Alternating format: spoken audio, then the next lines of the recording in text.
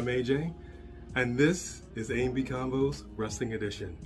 This little white fluff ball right here is one of our channel mascots, Bone Crusher. Our other channel mascot is right over there. Stella, say hi to the people.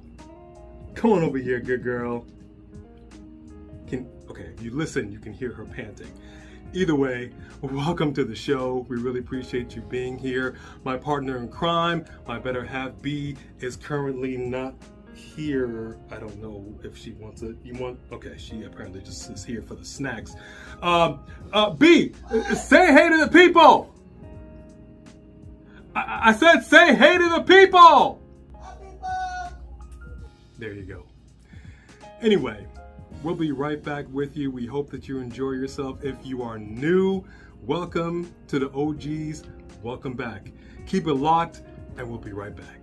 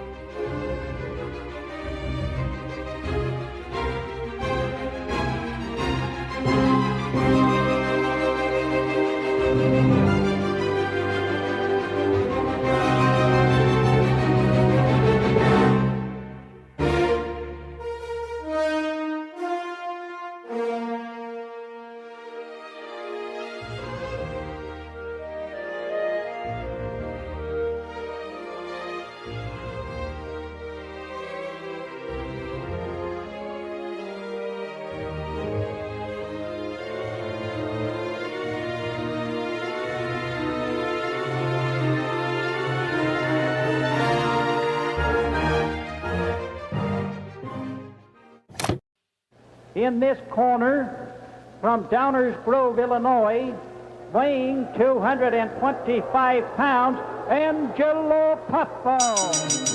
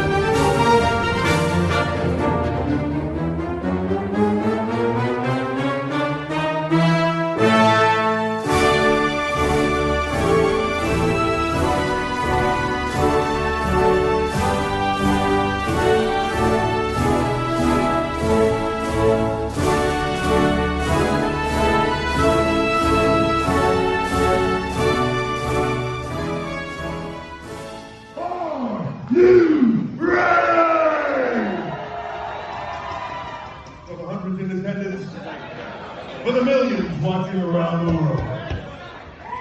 Let's get ready for AB Combo!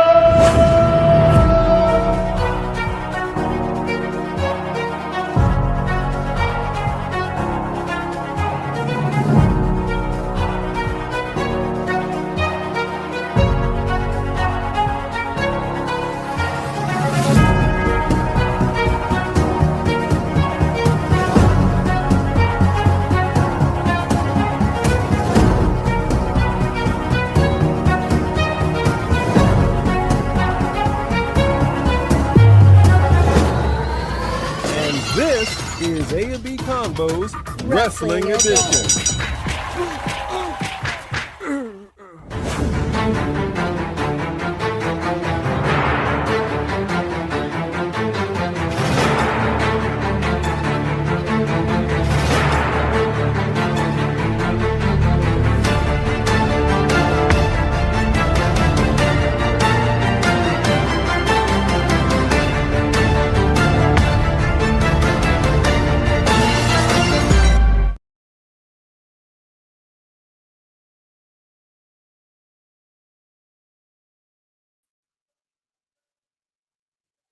Yeah, boy. That's what I'm talking about. We are here and we are live. If I'm not mistaken, I can hear myself. I'm looking good. I'm sounding good. As you can see, B is looking a little different today, folks. She said, "This is before the makeup." Nah. That's what this is. Little grizzly, looking a little grizzly. That's okay. What is going on, ladies and gentlemen, boys and girls, children of all ages? We've got to be a little bit more reserved today. It is 5:09 a.m. Pacific Standard Time, and I'm rocking with the one and only fellow coalition member, Stephen Sandridge of Marked by Wrestling. No one can defeat Bronson Reed's sweaty balls. You know what? I really love Bronson Reed's sweaty balls. Bronson Reed, he's going to break out a tsunami or two today, and I just hope everybody's ready to ride the wave. I can really appreciate that. I the thing about Bronson Reed's sweaty balls that I think are better than anybody else's is that they truly are down under. Well, they are. They are the thunder from down under, if I believe that's correct. And the humidity in Australia really has an impact on things. I can't even keep a straight face. Oh, gosh. What a morning it's going to be. What is going on, everybody? All right, we're starting off hot. We're coming in with the Tribal Thief, who's going to be facing the Tribal Chief. I'm talking about one and only Bronson Reed. Big Bronson Reed here. It's going to be a tsunami of a match. The OTC 1A, 1C. I love it. Wegovy, this is me, Roman Reigns. Now, folks, we did our prediction show on Marked by Wrestling's channel. So let me go ahead and get that ticker. Let me get the ticker up first. We're going to get the shouts out of the way. And then let me go ahead and tell you what the, let me see if I've got that bracket pulled up here. Yes, I think do. We all went. Did we all go Roman on this one? Let's take a look here. Crown Jewel, Roman Reigns, Bronson Reed. It's Roman across the board. Okay. So myself, Becky, and Steven all have Roman Reigns for the win. And that's my prediction I'm sticking to. Okay. Yeah. Yeah. I'm ready to see what's so Australian about this street fight, because WWE can't help themselves. That's true. Without being a little gimmicky when they have a gimmick street fight. So we'll see what happens. There's a lot of John Cena shirts in the crowd. Look at how much yellow is in the crowd. A lot. Haven't seen that much yellow in the crowd since WrestleMania 5, 1989, man. Wow. Here we go. Brother. The music is hit. All right, let me go ahead and get these shouts out of the way so we can get into this. And you'll have to forgive us. I had planned to be in my bathrobe and slippers and, my do-rag and the whole thing. But I said, nah, you guys deserve the best. We got, let me see. Hold on a second. We got the Roman. Mod Squad in the house. The OG, Triple OG, Sophie Dophie is in the house. He might be the only mod in here. No, Dawsey Chatham is over here. All right, Dawsey, what up, dog? All right, everybody. I know it's early. I don't expect a whole lot of mods or even people to be up in the house, but I appreciate you guys rocking with us. We acknowledge all of you. Keep an eye on everything. And also, if you wouldn't mind, mods, making sure to let the people know to hit that like button and subscribe. Members are in the house. J.R. Dugan, we acknowledge you. Wesley Franklin, always a pleasure, Wesley. Always a pleasure. Good to see you, Wesley. Good to see you, JR. And Rick RT is in the building. Yeah. All right. J.R. Dugan points out Roman rocking two Ulafalas, if you will. He's the red and black. Yeah, I was gonna say he's giving Bronson Reed too many options. Yeah. Thievery. Don't turn your back on the wolf pack. Walking the red and black. Might wind up in a body bag. But I actually like the way that looks. Yeah. Yeah, it's a good look. It is a good look. I will have to admit. And now they can sell a second Ulafala if they want on Fanatics. See, and here's the thing. Roman Reigns is wearing black and red, but so is Bronson Reed. So again, you're giving him too many options. Yeah. He's like, Bronson's already like, that'll go really well with my leather jacket with the red spikes. Giving the folks a nice, here, go ahead, photo op it. He allowed that. And I'm telling you, he should have came in here and wrestled in some Crocs. I'm telling you. Because even if he loses, you gotta want him to get those J's. He could have a little bloodline. They call them gibbets, the little charms put in there. He could have a little, little hand holding up the one I've gibbet. seen this actually. Yeah, you could have all kinds of bloodline related charms for Crocs. I think it would be great. Before we go any further, I do want to give a special acknowledgement to Big Gold. My man brought Big Gold. I got to tell you, I've said it before. I'm going to say it again. I never, ever loved the look of this on television. I never cared for it. But in person, this belt is fire. Well, this stays in Riyadh 364 days a year, but since it's a special occasion. Dude, we were seriously talking about that. First off, I will say this much. Those are two belts that should be in the WWE shop. Yeah. I mean, they're gaudy, but they should be in the shop. Yeah. So is... Never mind. They have other belts that they sell that are also gaudy. I mean, if I see one more... this is an empty threat. If I see one more limited edition superstar-related belt, like that Triple H belt that's just one big, stupid cross. Dude. It's awful. Dude. Like, they're so...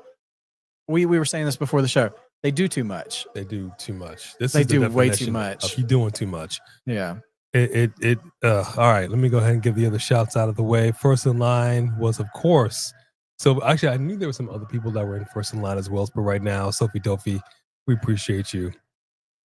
Who else do we have in here? Sean Swaby.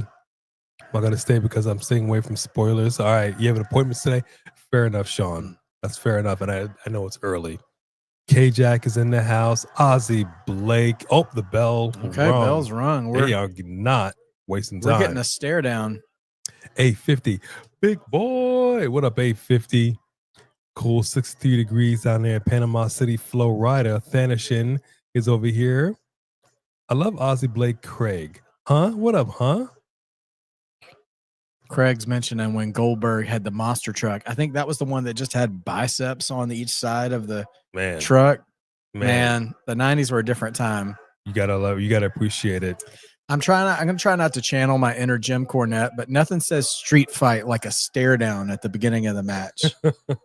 Well, I'm gonna tell you, they're getting things kicked off hot, like you said, with an Australian street fight.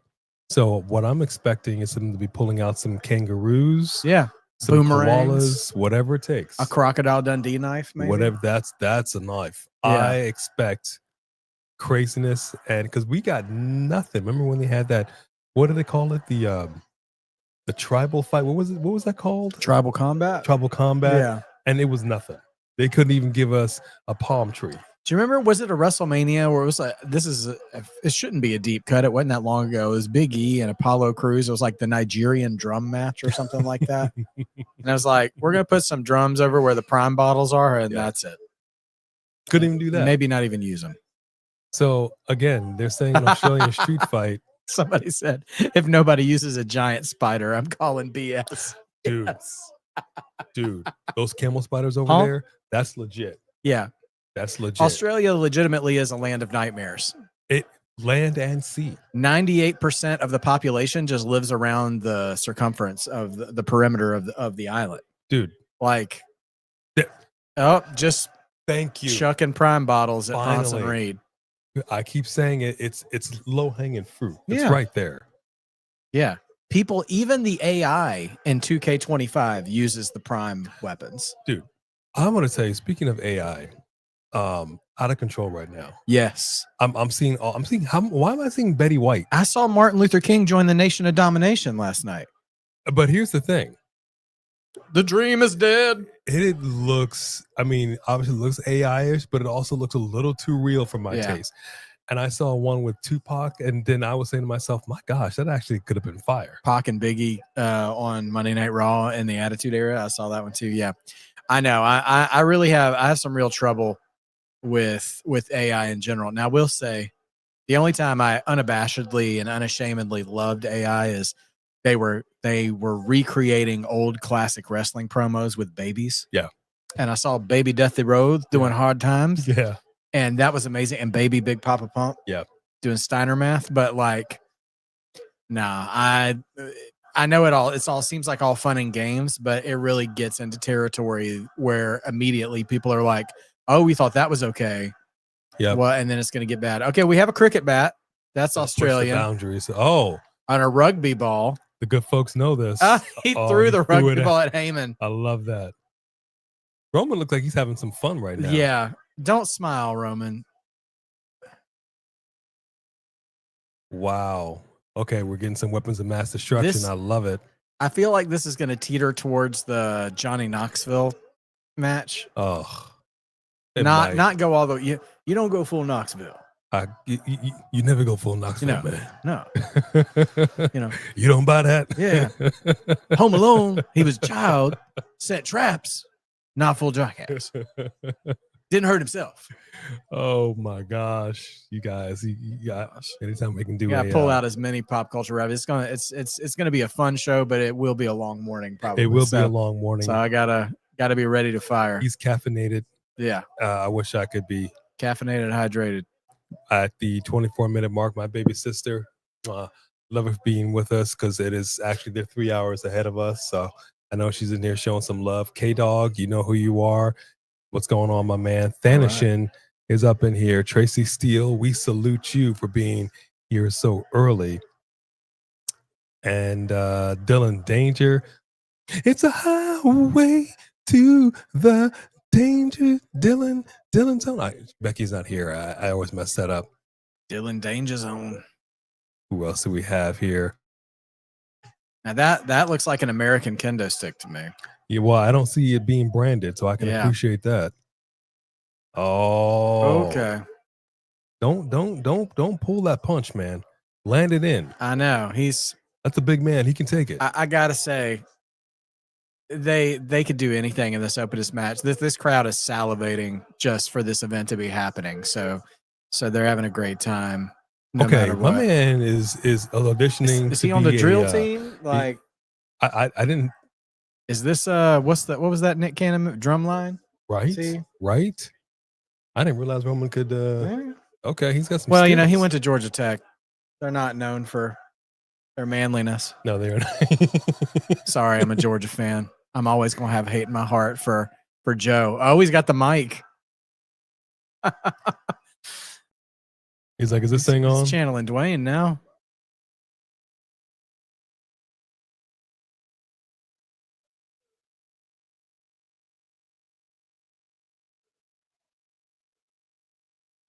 Wow. Wow. A sea of acknowledgement.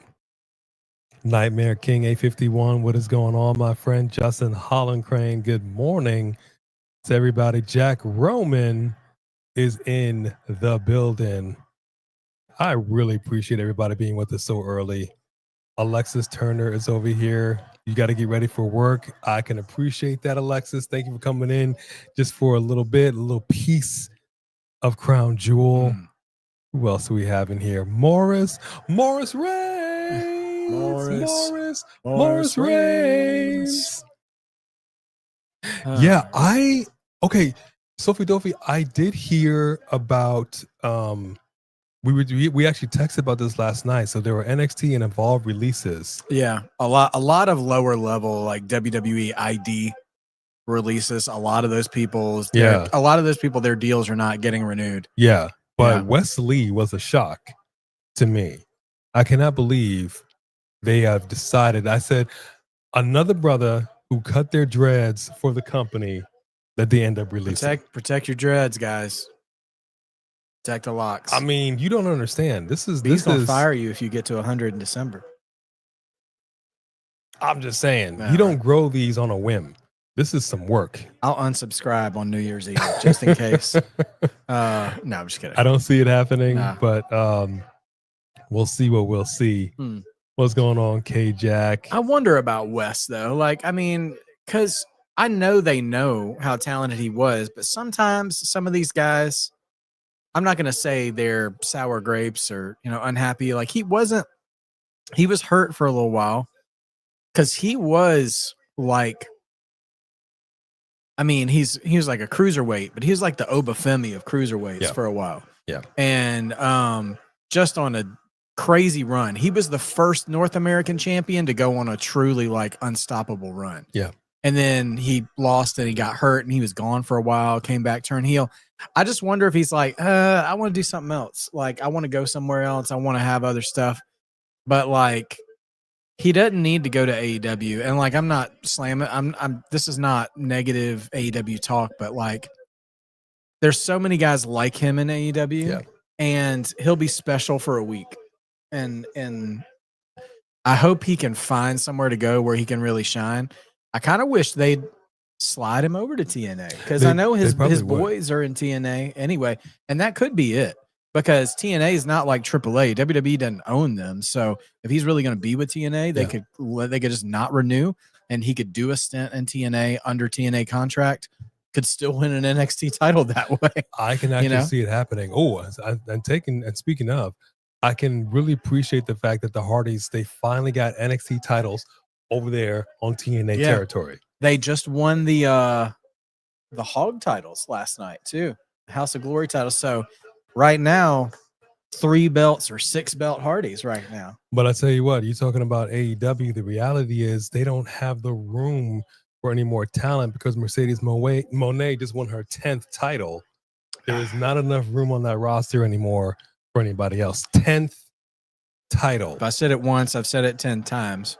10 titles, not one of them is the AEW Women's Championship. Okay. Yeah. That's the reality of the situation. I'll tell you what, Sophie Dopey. He will be in the Don Callis family. Oh, no. Oh. Roman Reigns just got Samoan dropped. See, this is the Roman thing. Reigns just dropped him on a chair. Everybody in Perth is having a good time right now. Roman's got the giggles going on, throwing rugby balls at Paul Heyman and stuff like that. But a good street fight, it doesn't have to have tacks and buckets of blood. And Blake Monroe and Jordan Grace did this really well in their cage match, the last NXT PLE. You can be violent without being gory. Yes. And when you're of the public perception of WWE, you got to figure that out. And that move right there, that Samoan drop into an open chair, you're going to have a physiological reaction to that when you see it happen. Oh, absolutely. Regardless of there's not a drop of blood to show for it. Now, I'm never mad at a little bit of color. Oh, yeah. But color is a storytelling device in wrestling, and it can accentuate a situation. Or not. It's like the shark in Jaws. Like you build to it, and then when you're in the third act of that story, you better bring it. Thank you. But you don't need it in the opening scene. No. And stuff like that. No. And so That's why, yeah. And I think some people just have different philosophies about that. Yeah, I got to tell you, man, Jaws knew how to build suspense. It's a shark movie. Yeah. And it knew what it was doing. Or for some of y'all who might be a little bit younger, this is still going to be an old reference for some people in the chat, but you didn't see the T-Rex immediately in Jurassic Park either. Absolutely. Kept asking, you were so preoccupied with whether you could, didn't ask yourself whether you should. Okay. Ooh, put some stank on that one. Yes. I was always a big fan of the Death Valley Driver as How a could move. you not be? Perry Saturn back in the day used to give a nasty DVD. Oh, man. Back when he was in Raven's Flock. Come on now. Good stuff. If you all don't know, good stuff. Go back and watch some YouTube. Okay. That was one cross-eyed son of a bee. But I got to tell you, he knew what he was doing in that ring. WCW's mid-card in the Nitro era was just like chock full of future Hall of Famers, man. Eddie, Ray, solid. Malenko, Benoit, he won't be a Hall of Famer. We all know why, but still he was just a Booker T, Raven, Saturn. Shoot, man, they were all gold, man. That first and second hour of Nitro were appointment viewing for me back in the day. Ultimo Dragon, Chris Jericho. But that's also what I've said many a time is that you programmed in a way you wanted to make sure that things you start strong, you end strong, but that mid card. Yeah, it's the meat of the sandwich. Come on, man. I talk food. Absolutely, we don't want heel bread, like we said, or whole bread, as some people call it. Because everybody touch it, nobody want it. Is it edible? Yeah. Yeah. Could you? Yeah. Do you really want to? Not really. Yeah. I'm just saying. Man. You know what I mean? It's there if you really. But Nitro era WCW prior to the Radicals jumping. So 95 to 98 mid-card Nitro stuff was like getting double meat at Chipotle and they didn't even roll their eyes at you when you gave it. Like, man, it was good stuff. Chris Wrestling Views, what's going on, my friend? Good to see you. What up, Chris? So to answer your question from earlier, Sophie Dofi, I think it's interesting. They are unloading some people. It kind of, I kind of feel for everybody because you reach the level of WWE, and regardless of wherever you are, you're in the WWE. And you're like, I made it to a degree. And then you don't even make it out of your training wheels. I kind of feel for them, but it's the nature of the business. Superman punch. We got to cover. And Bronson bumped on the stop sign when he got hit with the Superman punch. Yep. And the referee's got gloves right on. Who is bleeding? Somebody's bleeding hard way then. If that's the case, because they haven't done like a blood spot here. No. So I'm like, okay, well, I totally missed it. I keep examining everybody. I do not see any color except for Roman's red bottoms. Ozzy Bloke Craig, man. Yeah, that final episode of Nitro was crazy. Tony Schiavone on his podcast was talking about he was just so checked out at that point. He did not care. And yeah, that last year WCW was just so chaotic, which is funny because there was actually some good stuff. Like the early pre-Hurricane, Greg Helms was in his bag during that time too. Sugar Shane Helms hitting the vertebra. That was back when the vertebraker was a new move and not just one of Cody's 5 moves of doom. Thank you. Roman, that's the second time doing his spear taunt. The first time Bronson sold the taunt. Like he took a bump for the taunt and got out of the ring. Boom! Braun Breaker. Excuse me. Bronze Breaker has arrived. Just took out Roman Reigns. There's a Steiner in the house. And which, by the way, it is I've got to correct a name here. It is Aze Bolake. Oh, sorry, Bolake. Aze Bolake. I'd have messed up AA Ron. If you know Key and Peele. All right, here comes a table spot. Now here's the question: do we see the right hand man here? We have to. He's there. He has to be. Oh man, there's no way powerbombed that you're going to allow Bronze Breaker and him to run roughshod over Roman, and we're not going to see any Usos. That doesn't make any sense. Cue the music. Usos. Come on, I'm just waiting for it. This is not. There's no way. Yeah. Because then what kind of a match is this going to turn out to be? Oh, the Slim Jim There's another table's Slim coming Jim out. We're getting another snap into it. It's coming out. What up, Mike Evans? Good to see you, my friend. Mike Evans, the wide receiver. Oh no, my bad. Okay. Not exactly. And I wish that 1,000 yards. That's a Hall of Famer coming up too, Mike Evans. I didn't see the kickoff show. Justin, did you watch the kickoff show yesterday? Oh goodness, I did, and I was anything of note? I liked the kickoff show because everybody came out and had something to say. There we go. Here he comes. Jey Uso coming out. Now let's see what kind of. We got Jimmy. Both Usos. I told you, no way. They're over there to protect family. They look like they straight out of the penitentiary. Why they got that crazy look? Why Jimmy come out with that crazy look in his eye? Y'all got some shanks? Double super kick. Okay. Numbers game back in action. The Usos are taking it to Big Bronson Reed. Mm-hmm. There you go. You know, some break dancing, some popping and some locking. Boom. Okay.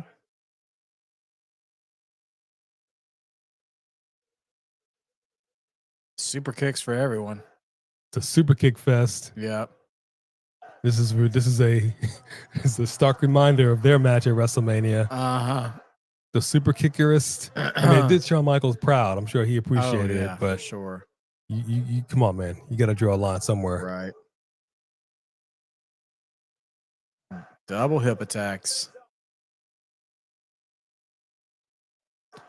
That table's still up. Are we going 1D? Braun Breaker. Oh, there it goes. Did a cigar bronze breaker. But like you said, that table is still up. I don't know.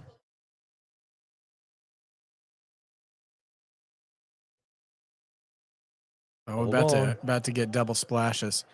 So neither Bronson nor Roman are. Oh, there's Bronson. All right. I was about to say are in the picture right now. Okay, Jimmy really sold that. He barely got touched.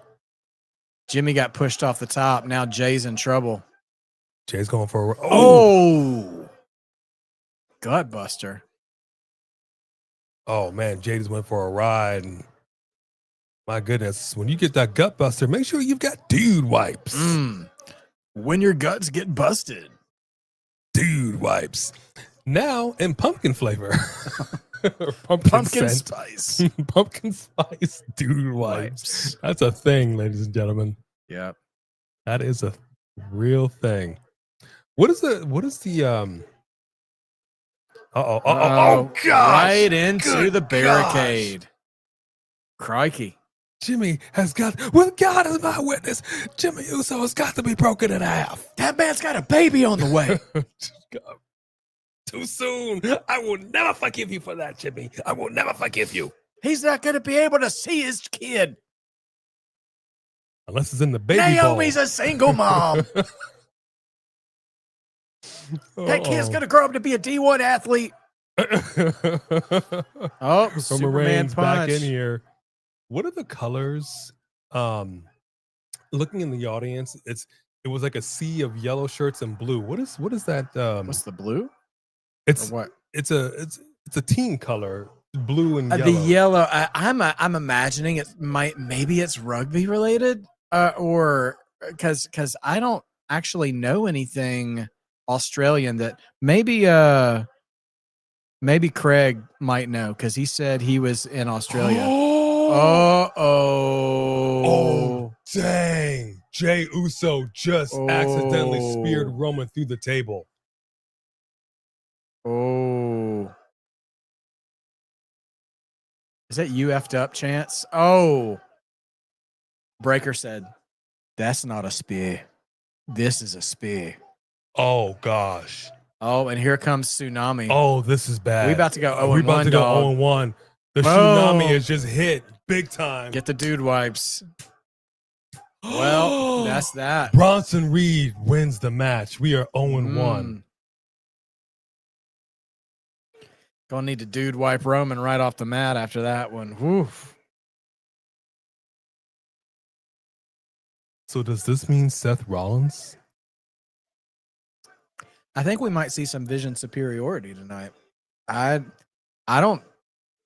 This does not make. I mean, there's a chance Cody could still pull out the win, but here's the thing, because we talked about this on the prediction show, or at least from my perspective. I said there was going to be tension with Seth and Heyman because Seth is trying to really put his foot down that he's in control, and Heyman's already like, yes, Seth Rollins, you're going to win, you know, and like that tension with Heyman could exist by Heyman helping him win in a way that he doesn't want to win, like I predicted, or he could lose and have that tension as well. Yeah, so I don't know. Because in this situation, we talked about our confidence in Roman getting his win back over Bronson, and that Jay and probably Jimmy, you know, would make an appearance in doing so. Yeah. But the story, that's actually kind of the fun thing about these predictions and stuff is we can be right about the narratives, which we were right about the story going forward, but you can tell the story and anybody can still win the match. Yeah. So, and that's the fun thing about wrestling is you can kind of have your cake and eat it too sometimes. Yeah. And honestly, I kind of like this. Like, and no disrespect, you know, for me to sit in this chair and not speak super highly of the tribal chief, but that is Bronson Reed is 2-0. Yeah. Against Roman Reigns. Yeah, that's true. 2-0. He stole his shoes. Yep. He put him on a stretcher. Yep. And he beat him in a street fight. Yep. So, I mean, at this point, lesser men would say he's Roman's daddy at this point. Uh-oh. Hang on. Hang on.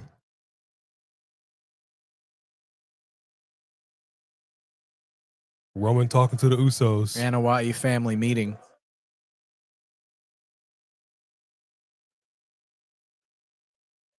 Oh, gosh. Woo. Okay. A little bit of vulnerability from Roman.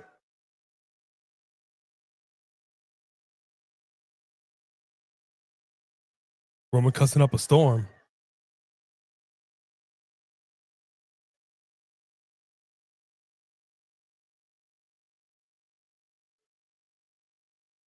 This only works one way.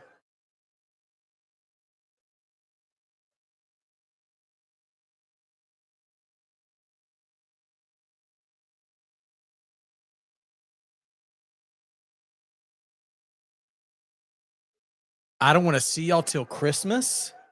That's crazy. That's no crazy. War Games? That can't be right.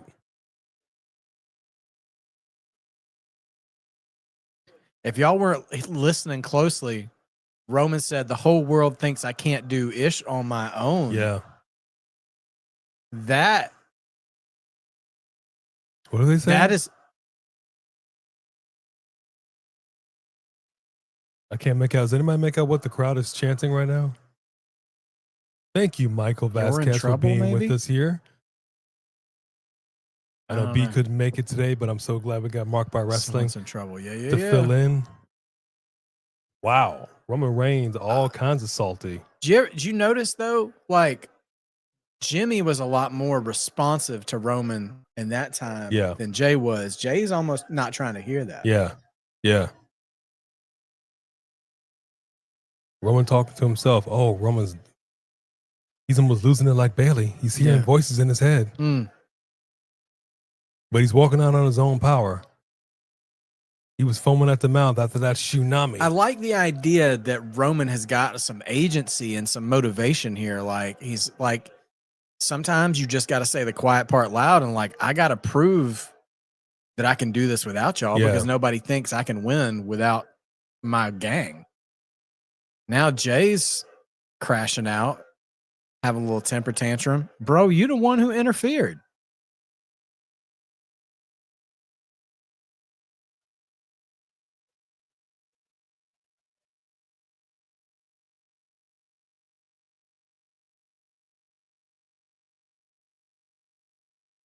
I'm not quite sure what Jay's upset about. Yeah. He said no matter what, he's always going to be him. But that's something that Jimmy should have said, because he's the one that's like, hey, he ain't going to be like you. And he and Roman were solid. So I'm a little confused. It's a little strange. It's a little strange because Jimmy has been very like distant and arm's length of Roman the past few weeks because he sees what being like Roman is doing to Jay.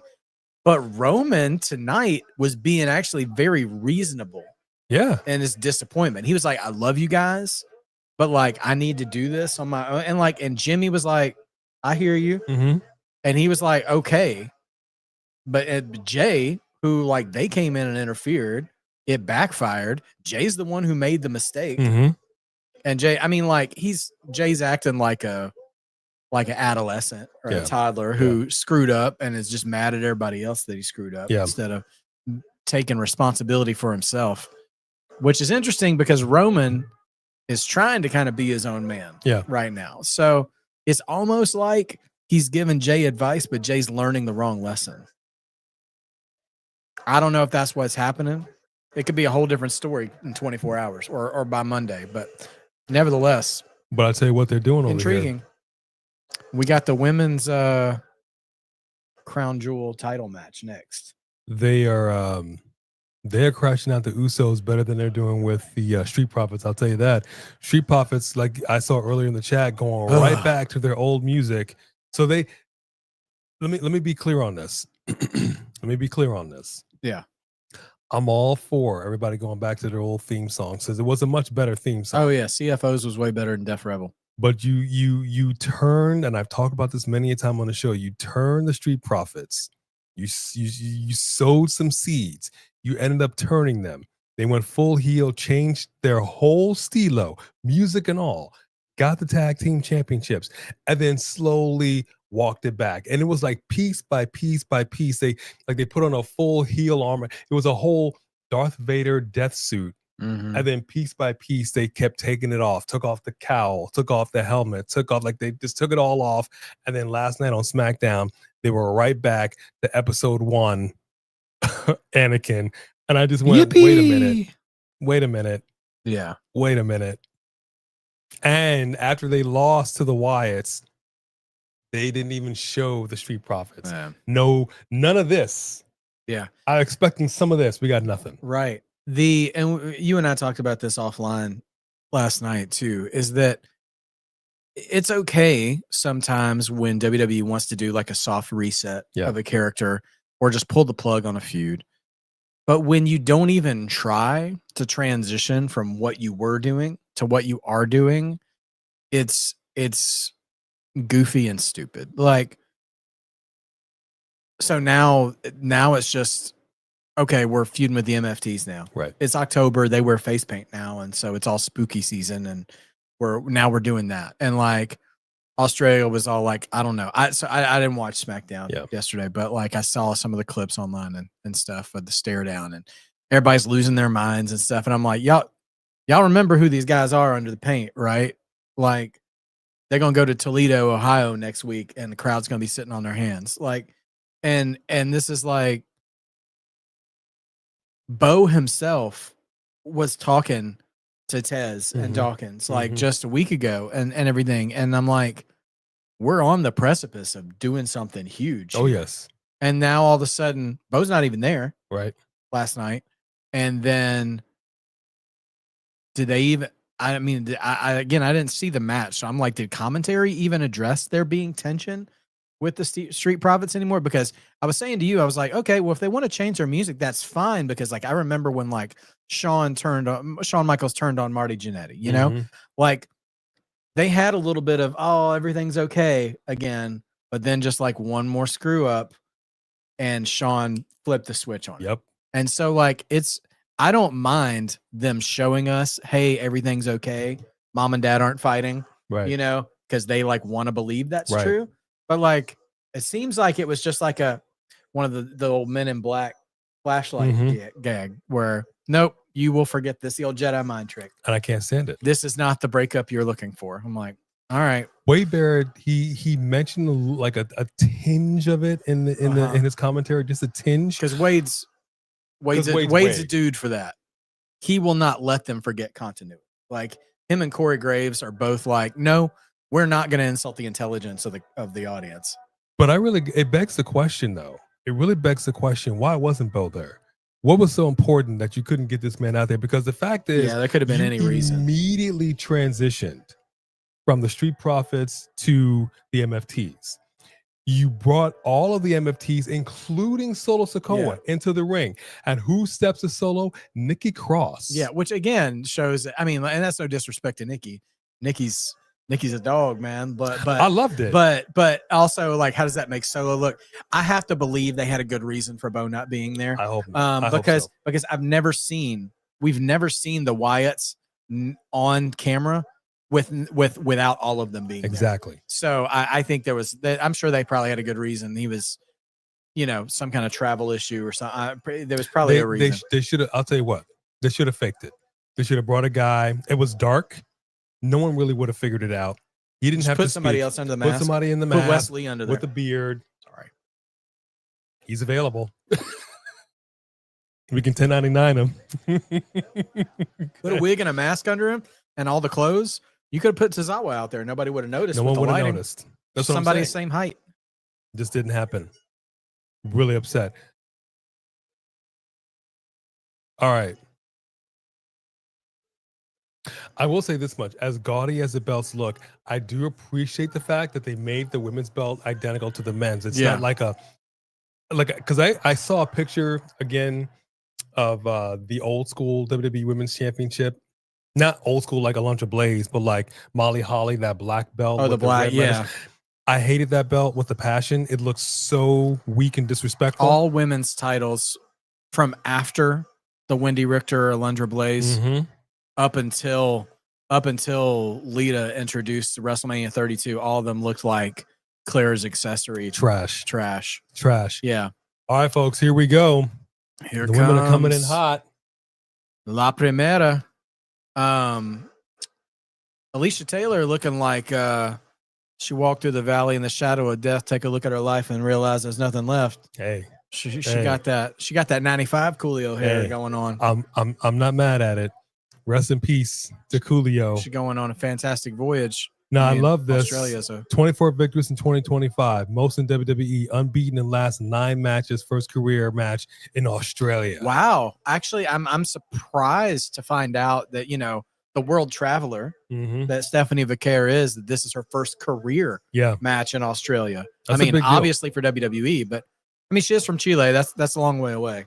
True, but she is seasoned. I love the reason I love her. Going back to look at when she first was in the WWE, and you just saw this baby face, Stephanie Vaquer, to what happens when you go out into the world. You get a little. That title's as big as her head, dude. Sorry, dude. The men's title it's literally the size of Hornswoggle. It doesn't make any sense. Well, yeah, the men's title, like, it came all the way up to Cody's. Doesn't make any sense.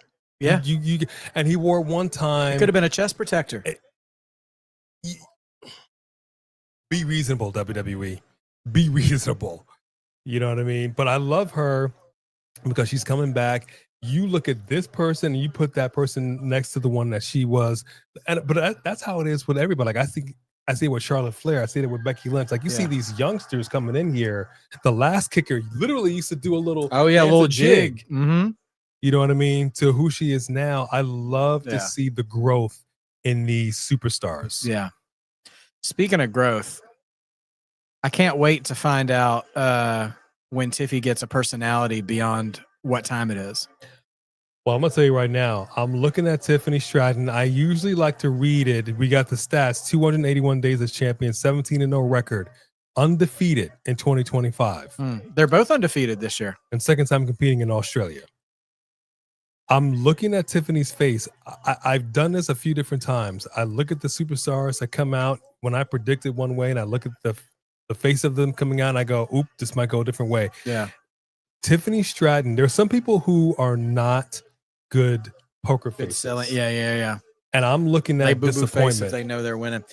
Listen, I cannot listen. They are both undefeated, right? So these are both very strongly pushed women in the company. But just because someone's undefeated doesn't mean they're the hot item right then. And like all conventional wisdom in a clean match would say Stephanie's got to take this. Yeah. And if I'm Tiffany, you see what I'm saying? Yeah. She got the Coolio hair. Come along. Yeah. I gotta say, I would not understand if they sacrifice Stephanie's first loss right here. It doesn't make any sense to me. And Tiffy, I mean, either one of them, you can make the argument. First of all, one of these women is about to take their first L. Yeah, I know. And it's going to be to the other world champion. So, it's protected. But it is. But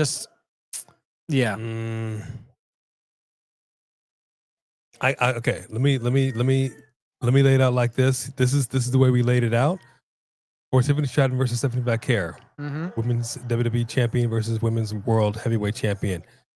For myself, I got Stephanie. Yeah. Becky has Tiffany. Steven has Stephanie. All right, so we're both Stephanie. B's got look at that. That belt's out of control. Yeah, that belt is out of control. That belt looks like it comes with a side of fries that you're not going to finish. But I will give them this much. The design, like I like belts that look like an old school wrestling belt. Like this belt, you see the design, the layout in this belt. It's do you see what I'm saying? And way too many times, I'm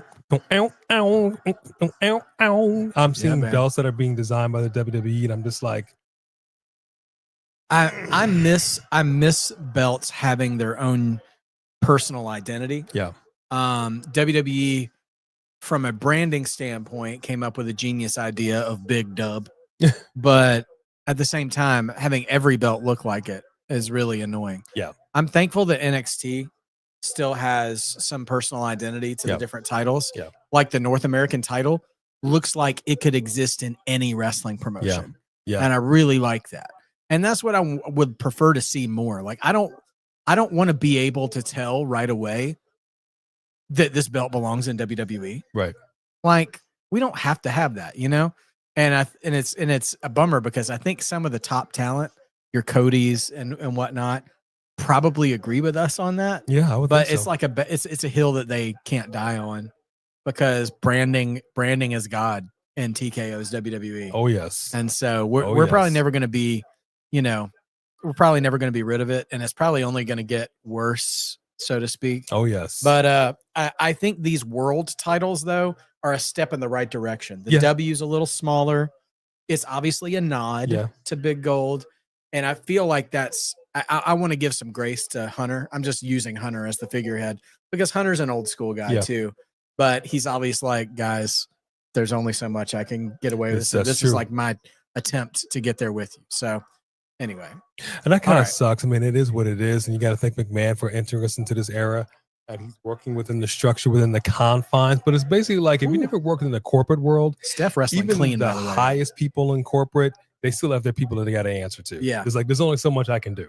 Yeah, and I'm not gonna preach to the chat necessarily, but like I've worked in management before, and like it is one of those things when you've never been at that level of responsibility, you don't necessarily understand how much of a bone people try to throw you when you're only getting half of what you want. Yeah. And just how unrealistic it is to get things completely the way you think things should be. Yep. And it's not. It's harder to accept that than when you haven't lived it. Yep. And so that's why I'm probably always, oftentimes on my streams, come off probably a little bit as a WWE defender. It's just because I also know what it's like to know like there's some battles you just don't fight. That's true. That's true. You got to play the long game. Something interesting here. Tiffany went for a handshake. And Steph said, I'll give you a handshake, give you these hands. Yep. She She's did like, not go time for it. Handshaking is over. Bell's rung. The New World Order. That's hilarious. New World Order. Speaking of NXT, have we heard anything from Obafemi? Obafemi has not been on TV. He has hardly even been referenced. I will say this. So they're on tour right now, doing some live shows here and there. And he did show up. He wrestled. Who did he wrestle? I think he wrestled Javon in one city. And then he had a stare down. I don't know if he had a match, but he had a stare down with Omos at another live event. But this is all, I think live event stuff is non-canon. Like it's just entertain the crowd stuff. Yeah. So I have a feeling since he was not even present or discussed during the Showdown show, I think we'll see him on the big stage at some point soon. Because if you weren't bringing out Obafemi for the integrity of the brand, bring it versus TNA, then he's probably moving on. I think to so. Bigger places. I think so. I think without cutting his hair, hopefully. Please don't do that. Do not. Listen to me. Listen to me very carefully. WWE, you bring that man over here to the main roster. Don't you screw him up. You understand me? He had a good thing going down in NXT. Do not fix something that is not broken. Real quick, as this match is going on, Stephanie looking in control. Okay. I like that move. Yeah. You gotta get your stretches in for that one. I like that move. Yeah. Tiffy's gonna be cramping up here. There's a lot of criticism going back to when Vince was still in charge about fumbling NXT talent when they come up to the main roster. And I want to say it's okay for, say, like Javon Evans to come up to SmackDown and lose to Sami Zayn. Because what makes Javon special is not his winning ability. Actually, more than anybody, what makes Javon special has nothing to do with him winning matches, but what he can do during the match. That's right. There's a few talents who you would be right to say they're fumbled if they don't show up and make an immediate impact. And Obafemi has got to be one of those guys. When he comes up, he just goes on a tear. That's right. Like, he's not a guy who needs to be losing his first big match or anything like that. You're going to book him carefully, bring him up, and let him, seek and destroy. That's right. Like, and Oba's a good promo too. He is, actually, yes. And he needs to be a monster in order for his promos to be effective. Woo! And also keep in mind, this is a man that has gotten the rub from The Undertaker. Yeah. Okay? A couple different times. He said, go out there and get you some. This is your yard. Yeah. So you cannot tell me that you actually get the pound out from The Undertaker, then you're going to fumble that man? Come on now. Yeah. Come on now. Can't have it. I got to tell you, I was thinking that Stephanie was going to out-wrestle Tiffany, but Tiffany's holding her own here. This has actually turned out to be a pretty decent back and forth. These two ladies definitely got the goods to put on a good match. For sure. Nope. Stephanie was trying to get Tiffany going for the ride, but she slunk out of it. I'm liking what I'm seeing so far. But it is interesting, like you had said. Oh, dragon screw. Tiffany did go out for the shake, and Stephanie said nope. Did Tiffany sell the wrong leg at first? It kind of looked that way. Meteora in the face. Which I don't quite understand, but maybe something actually happened. Yeah, I mean, maybe something was bothering her for all you know. Also, I like the psychology of this. And then when I say psychology, I mean, this is the thing. Yeah, she did. She did. Dang. She did. Why did you show that on replay, guys? She did.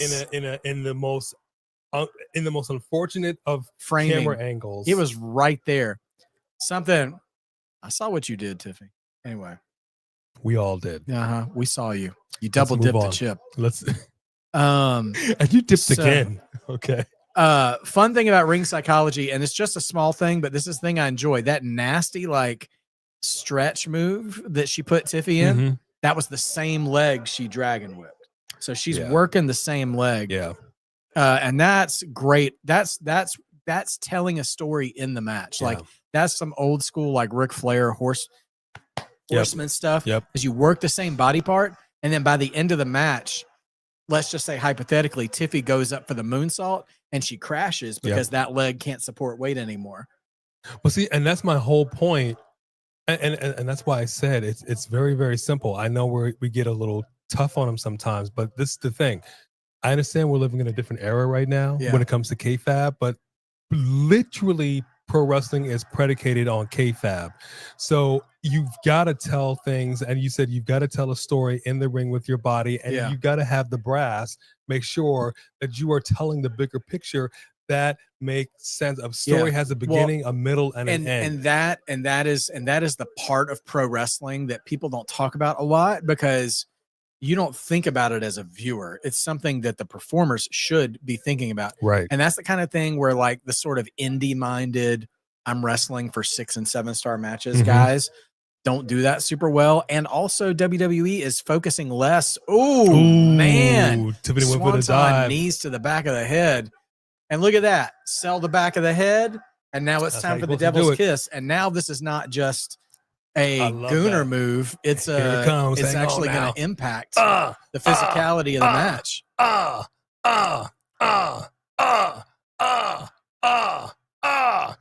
yes. So yeah, no, that's good. Like, and it's telling the story of the match.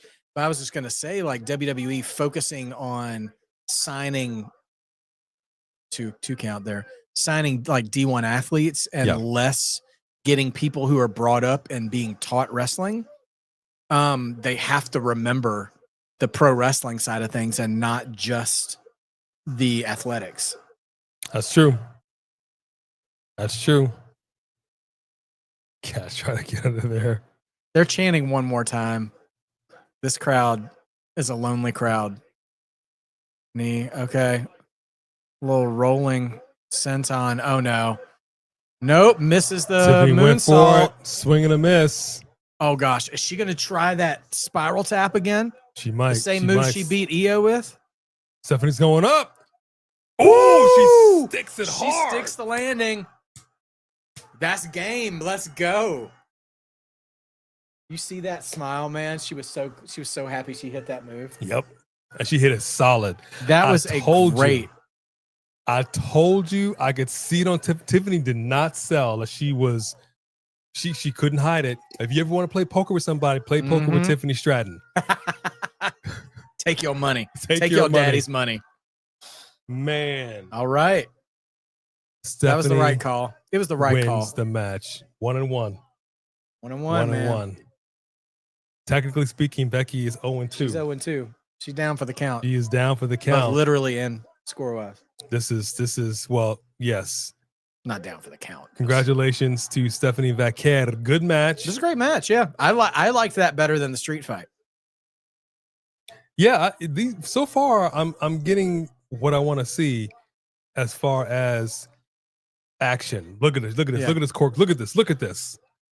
Look at this dismount. This corkscrew, and then getting, man, and like also like landing right in that spot. The precision on that. Now I'm sure she would have appreciated a little more abdomen to abdomen. The one she hit on Io was just a bit cleaner. Yeah, but that was still good. And that had to hurt a little bit because those were knees to the gut. Also, like all the positive things I had to compliment about this match while we were watching it, while it was going on. This is some mid-card Nitro stuff. Yes. That match. Yes. Just think of it with dudes.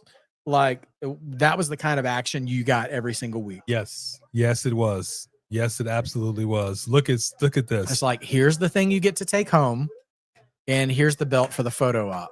Right? Do they at least tailor it that it actually fits their finger? Well, I mean, it's kayfabe, so like surely they could have just ring-sized her before. I would hope so. Because that's the one thing I will say over the last few years with King of the Ring is that they made these crowns that were way too big for a person's head. Look at that. That's a chest protector. It doesn't make any sense. It's a chest protector, and in the women's case, a chastity belt. Right. Well, all in one. Yeah. Well, you know, as we've said, Australia is entirely people with criminals. So, dude, got to protect our you really La do. Primera. If I'm Miles Bourne right now, I'm looking at that ring, and I'm like, dang, Hunter, I'm on an NXT salary. I can't compete with that. Actually, that's actually where now I know why they had to do all these releases. The money had to go into. They had to pay for all these, all this gaudy stuff. Yes, indeed. She's so sweet, man. You can see her genuine emotion. All right, Hunter.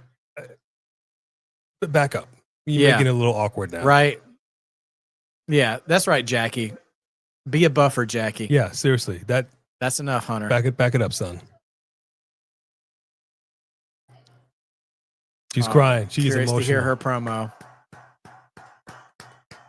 Now, do you think we get just a genuine promo, or do we get any kind of angle?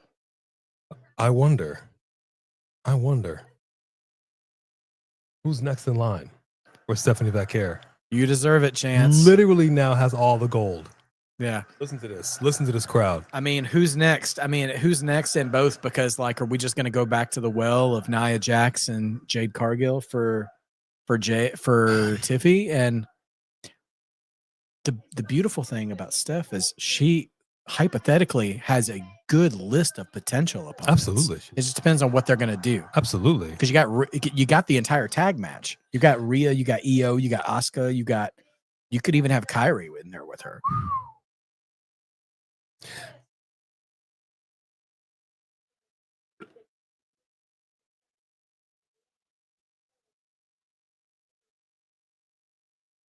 What's in stark contrast to her wearing this gigantic ordained belt is I'm seeing the turnbuckle that's 7-Eleven in the background. Not necessarily known for high quality, but they actually took parts out of the Slurpee machine to make the gears there on the side plates. I swear to you.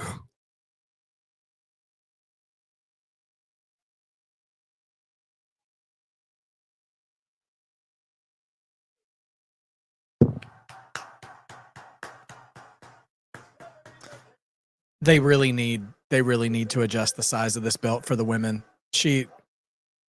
And I say this as someone who loves Stephanie as a performer, that belt makes her look like a hobbit. Yeah, it does. And I cannot wait to the put on ring the next men's. year. Like you said, the men's, it literally is like dang near a turtleneck. Yeah. Like you can have a big ornate, beautiful title, but it doesn't have to be custom made for Andre the Giant. Easy, Stu. We saw what you were doing too. Look at that. It doesn't even fit her. No, of course it doesn't. Like she's a size medium, and she's wearing a triple XL. Oh my gosh. That's right, huh? That's why it's on the bottom turnbuckle. Man. So we get no music is hitting, nobody's coming out. This is just that's it. Okay, we got the Vision talking backstage. Okay, hold on. Paul Heyman. Hey, man. Rollins Angels backstage.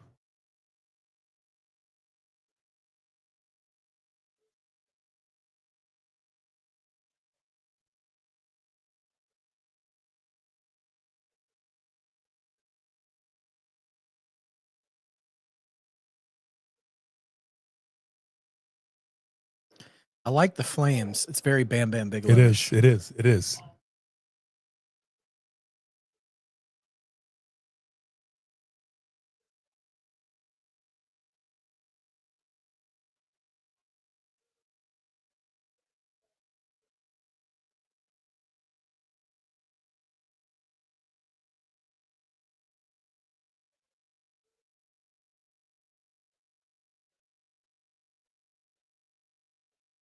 Brock is 100% here. Snap. Brock is 100% here.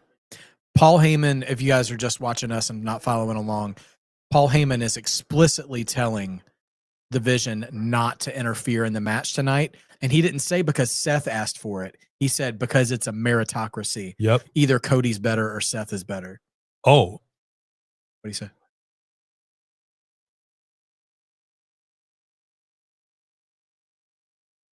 What did... I couldn't quite hear what Bronze. No, well, I think he said something about what happens if, what happens if question. Yeah, because what happens if Seth loses? Maybe I think he basically said we both know the answer to that question. Hey, chat, can you guys tell us what did Braun say before Heyman said, "You guys know what happens"? If that's okay, Cena's next. Cena, they're getting the middle of the show. Okay.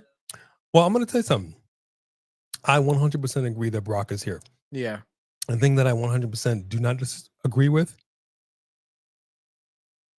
Last time we saw Brock Lesnar is when he took it to the man that we're about to see face AJ Styles, that being John Cena. Yeah. He comes back out of nowhere after 2+ years. Out of nowhere. Yeah. Takes it to Cena with no legit explanation other than, I just don't like you. Okay. Yeah. That was what it was. And that just gets dropped. Yeah.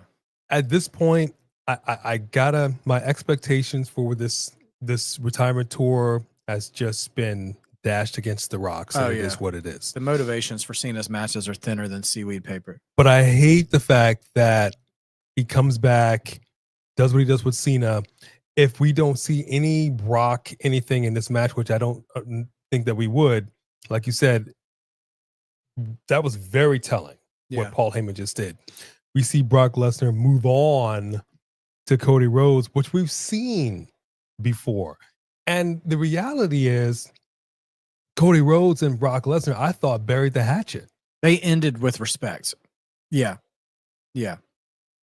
So like, and that's, you know, that's booking yourself into a corner right now, because here's the thing is that I don't think any Brockference would actually be intended to start anything with Cody. Mhm. It's to mess with Seth. Mhm. But in order to do that, he would have to, I mean, from what I can imagine, the only way that's going to work is if he attacks Cody. Yeah. Who, when we last saw Brock in WWE before coming back this recent time, he was shaking Cody's hand, hugging him, giving him basically the torch passing moment. We thought that was probably Brock's done. Yeah. And that was how he was going out, which honestly would have been a great way for him to stay going. But whatever.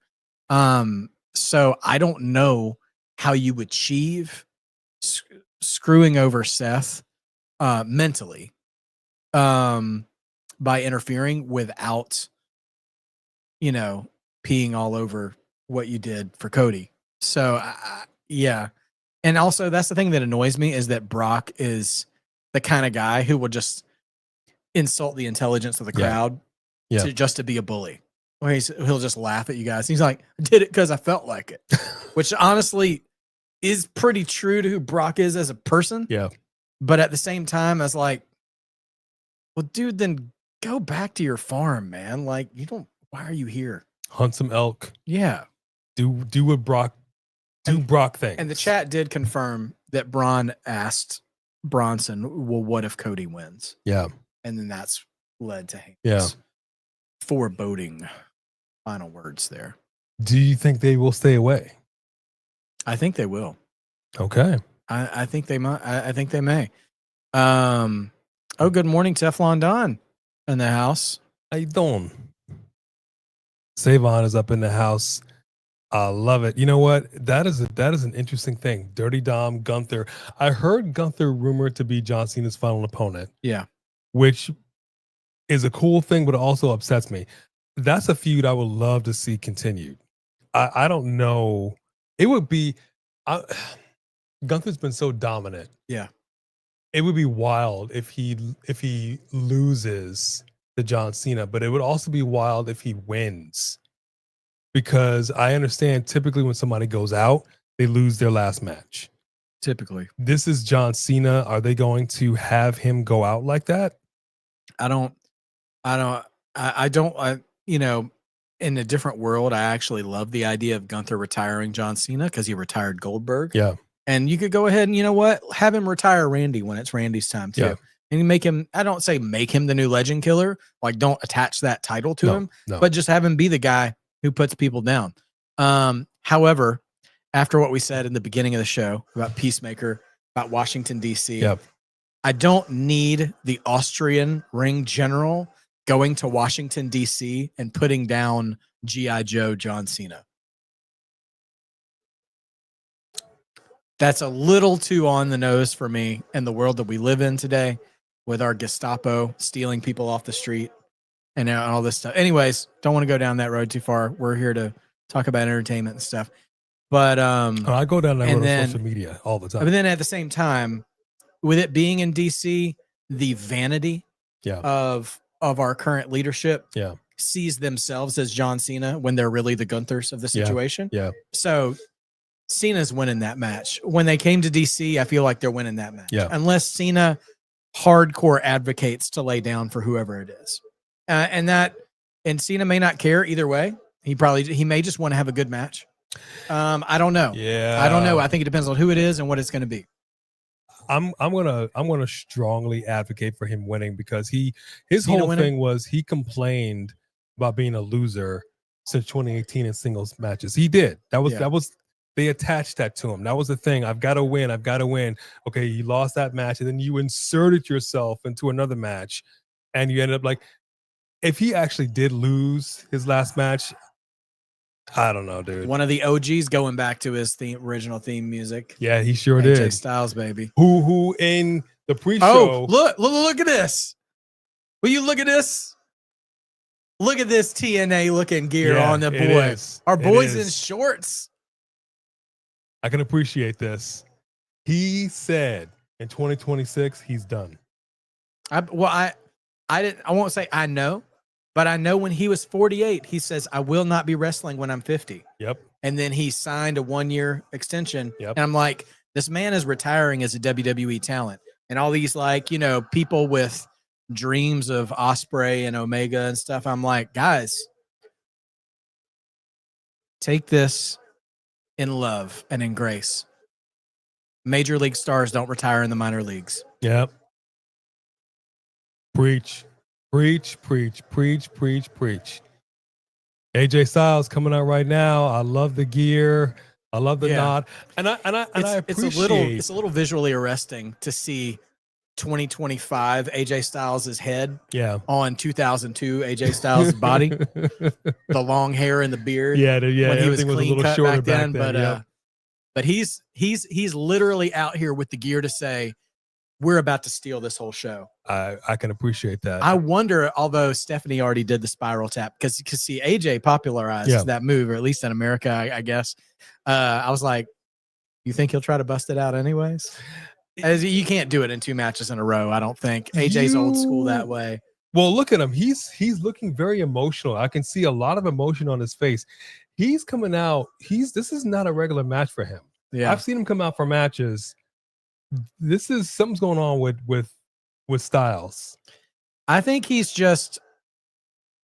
Well, like you said, he said he was retiring next year, right? He's said that out loud. Yes, now. he did. So he's probably counting his blessings. Yeah. I think he's just like, and I think he's such an old school wrestling guy. Yeah. That like I could see him being like, me and John had something special, and this is the last time we're ever going to do this. And so I think he just knows.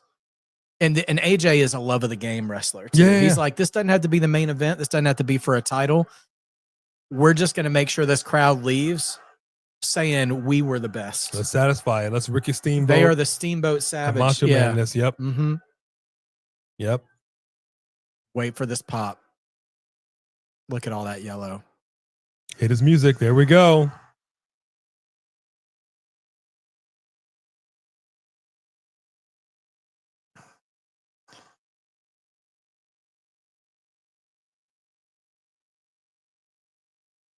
There's a kangaroo on it. Again, he was he. Hey, Craig, if you've said it already, I'm sorry I didn't see it. Can you? Wow, they're rapping along. They really are. Craig, can you tell us what the significance of the green and yellow is to Australia? Craig. Because it's looking Brazil right now to me. You know what I mean? He's looking like a Mountain Dew to me. A Mountain Dew. Mountain Dew code yellow. Yeah. Mountain Dew yellow 5.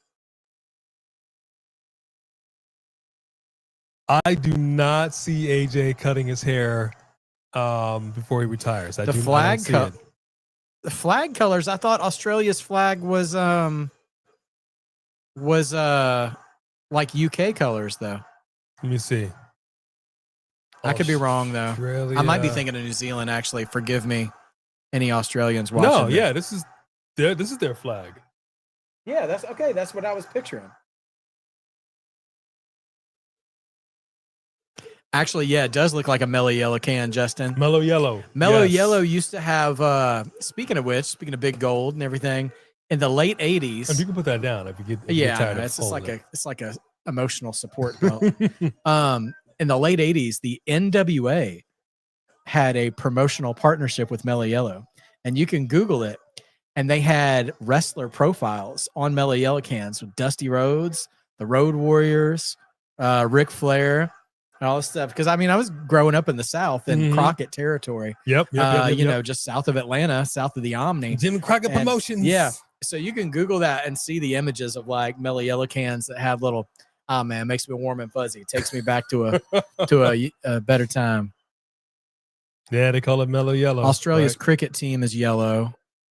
And Craig says green and yellow are Olympic colors. Australia's international sports colors. Okay. Thank you, Craig. Got it. I always love to know the little backstory behind stuff. Usually, obviously, in the American cities we've been in, it's been easy for me to make the connection to a local sports team. Look at Cena, man. I just, you know, I think again, John just made eye contact with AJ when he was looking around, and like, gosh, man, you just let like everybody take this, as Jericho would say, drink it in, man. Yeah. Like, these are the moments that make wrestling special, where like the theatrics are all happening in front of us, but underneath it, oh, John's gonna say something. Oh, he's gave her notes. Interesting. Let's see what he's got to say. Thank you, Cena chance already. Yeah, he gave Alicia something to say. So what do we got here, buddy?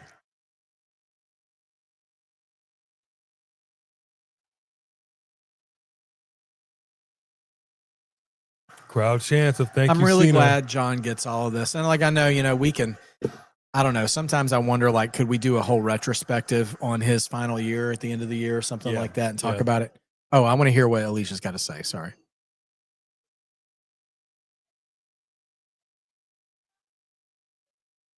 Yeah.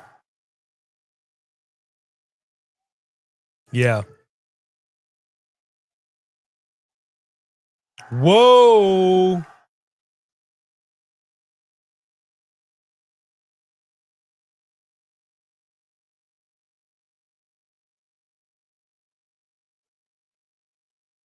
AJ Styles getting emotional. AJ had no clue this is happening. Nope.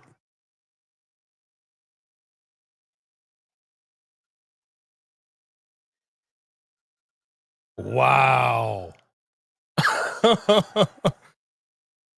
Wow. John Cena just gave Styles the rub, and he didn't even know. In the words of John Oliver, wrestling is better than the things that you like. Come on now. That's crazy, dog. This is a match of two made men who can do whatever they want because they know they're both untouchable and they are both content with their careers at this point, and they do not care about backstage heat. That's right. But they respect the business. That's right. They're two selfless men. Oh my gosh. That was beautiful. And I'm going to say this much.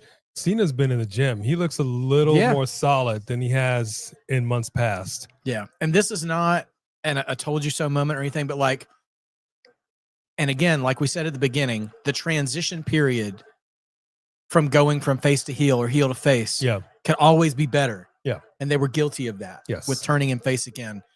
But stuff like this right now is why I'm glad he came back as face. Because like, we wouldn't have gotten any of that if he was still sticking to the heel turn right now. But coulda, woulda, shoulda. But I'm grateful for what we have right now. I will die on this hill that he should still be the WWE champion. I will die on that hill. I will flat out say that Cody Rhodes does not need that title right now to do whatever it is that he's doing and get involved with whatever it is that he's getting involved with. Except for the fact that obviously he's facing, you want a champion versus champion in this situation. Yeah, because we would have Cena versus Rollins tonight instead of Cena versus AJ. So AJ. I get that. Unless you had made AJ world champion. Would that have hurt? Would that have hurt? Could have just dropped it right back tomorrow to Seth. Would that have hurt? You could do it. Saying. You could do an Attitude Era hot potato just for the show. In a situation like that, I Like- wouldn't have been mad at. Like that year we thought we were going to get Brock versus Jinder Mahal at Survivor Series. And I think it was AJ that took the belt off him. But that's okay. Yeah. That's okay. I mean, it is what it is. We got play- what we got, We were playing the hand we're dealt. and we all just kind of have to live with it. And Yeah. that's cool. That's cool. That's cool. They know better than we. So This match feels like Shawn Michaels versus Ric Flair, except they're both Ric Flair. TNA chance at a 2025 WWE main roster PLE. let's think about that. Yeah. But I'm telling you, man, I'm so happy.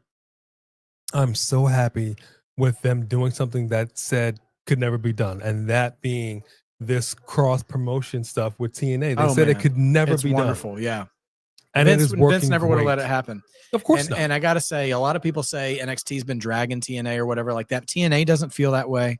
The way they booked Showdown was perfect in terms of letting both companies get shine. And I was about to say, like, Sean is a more selfless booker and is still protecting his people and still putting over, like, letting TNA still look strong in 100%. places, you know? 100%. Like, yeah, they're really thinking it through. 100%. Thank you all so much for joining us so early. It is about 6:30 in the morning on a Saturday. We've been rocking since 5. Mm-hmm. I'm sorry, I love you. Yes, Rick RT. I was in the building for that, and that is one of the few times I could count on more than both hands the amount of grown men I saw in tears. Was Flair's. That's headcanon for me. Other than the Jay Lee, in my mind, Ric Flair retired that night, and he came back to do the Jay Lethal promo in TNA, and then he disappeared again. Yeah, nothing else ever happened in my mind. And I'm good. Leave with the that. memories alone. I'm good with that. Yeah, I would have been fine if John Cena stayed heel, but even if he wasn't, again, like I said, he should still be champion. Yeah. And honestly, it would have worked. His motivation for turning face again was perfect. It was just abrupt and too quick. Like the idea of, I didn't actually want to ruin wrestling. I was just I wanted to take the title with me because I was afraid you wouldn't remember me when I leave. And like any aging star in any industry feels that way. Sure. And like that was brilliant. But like it was just like, haha, I woke up on a Friday and this is how I feel right before my match on Saturday. Was overnight. Yeah. It literally was overnight. So it was the timing and I would say that's the biggest crime other than Travis Scott and The Rock. The biggest crime of Cena's final year was the pacing of things. And I think that is the problem of dirt sheets and of pulling back the curtain a little bit and making the number of dates he had public information. Yeah. Like if we didn't know how many times we were actually going to see Cena, I think they could have finessed the storytelling a bit more. They could have done a much better with it. We had a freaking counter. I mean, he had a counter on the screen at one point, and like that's just not it. That's why I get so upset after I did see that. Now Justin, having about watched Unreal, every single episode of Unreal, at some point in that episode, you would see Triple H going into the war room with the creative. They would show literally a calendar, and we planned this out months down the line. Like, so you're telling me you've got a whole crew of people planning creative, and this is the result? Yeah. That just doesn't make any sense to me on a logical scale. Us having worked regular jobs, having to be in industries where you've actually got to plan stuff out in advance. Yeah. You cannot plan stuff out in advance and then come half-hearted. Well, and if this is the best we got. I understand you have a plan on the whiteboard sometimes too, and then somebody calls in sick or this thing happens or that thing happens. Right. You have to pivot. But usually it doesn't come off looking like you didn't know what you were doing. Exactly at all. Right. And like I would that part of me, that devil on my shoulder, would be dying to know what John Cena really thinks about this last year. Because I think he's still being a good soldier to the very end. But I really, really do want to know. Only two for the AA. Well, I think we'll get it one day. Of like the whole just somebody, and maybe everybody, is not telling the whole story between Rock's involvement, Cody's involvement, Cena's involvement, Travis Scott, all of that stuff. It very much felt, and some people have even accused Hunter of being more obsessed with having viral moments than long-term storytelling. I don't fully buy into that because you can see in other parts of the card where he is telling long-term stories. I think it's the main event stuff. The top above Hunter guys are like, how is this going to trend on Twitter? How are we going to get more views? How are we going to make this stuff more viral? And that's where, oh yeah, you know, Nick Khan called me and said our Elimination Chamber tickets weren't selling so well, even though they were already sold out. Need Rock to show up and boost the ticket set. And like, I feel like too many cooks are entering the kitchen when we've already got enough. And then when you start making committee decisions for decisions that don't require a committee to make them. Thank you. That's when it's like, okay, we have to do this because this is what this guy wants. And then you end up with that car that Homer Simpson designed. That's right. That's right. That's right. You're right on that, huh? They might take that to the grave. But then again, Cena just had a skull-crushing finale? Yes, he did. Nice. Yes, he did. Sorry, Miz. I know you said you deserve to be in this match. There you are. There's your inclusion. Cena's been doing this as of late. Yeah. He's been giving nods to everybody's finishers. Yes. I love it. I can appreciate it. Yeah, there are some things they probably will take to the grave. Cena might be one of them, but Taker also, it bums me out. Taker keep in mind, this is not a guy named Undertaker who like came in, like Macho Man wasn't in the WWE for a very long time. He actually was there for like what, 5 years? The Macho Man as we know him, 84, 85 to 93. 93. So 8 years. 8 years. Less than a decade. Taker's been doing this 30 years. So 90 to 2020 was his official in-ring career. You know how you got a cheese or a fine wine that just stews away for years and years and years before it's released? Like, we've been steeped in Taker kayfabdom. Yeah. Okay. So you got to give us a minute to readjust to this new. Let me get the mic. Let me put my hand on my hip and just, hey, Steph. How's it going, Seth? That was Mark. That was Uncle Mark. That was not. You got to give me a minute. You got to give me a minute to adjust to this. Okay. Because my brain is like, you're still coming out to American Badass music. You're still doing your thing. And yet you're just like, hey, guys, what's up, everybody? You got to give me a minute. Yeah. Well, it sours. A lot of people sour on Taker for a lot of reasons. Some of it's political, but like when it's political and then the gong is I'll die on this hill, the most iconic pro wrestling entrance theme sound in all of wrestling history. Oh, coming in for the Styles Clash. Oh, denied. Ankle lock. Ankle lock. No. All right. I was like, are we about to get a Kurt Angle shout out here? And then you eschew the gong and the Dead Man theme for Kid Rock, who is also hardcore MAGA coded these days. And also Taker's been catching some flack. Oh, crossface.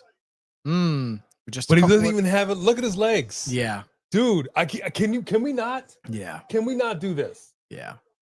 Yeah. To be fair, it was a counter. So he didn't really lock it in, but you're not, I can see this. We have telephoto lenses. Yeah. If you're going to lock Camel clutch? Okay, nice. Cena Steiner recliner? Cena turned it around. Accolade. They're calling it accolade. I cannot believe the Iron Sheik did not carry the heel torch for you to give this to Rusev.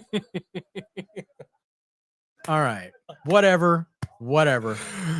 But I know he had the feud with Rusev, though. It's fine. Yes. Rear naked choke. See, and you got a Coquina clutch. Oh, shout out to Samoa Joe. There you go. One of my favorite all-time wrestlers.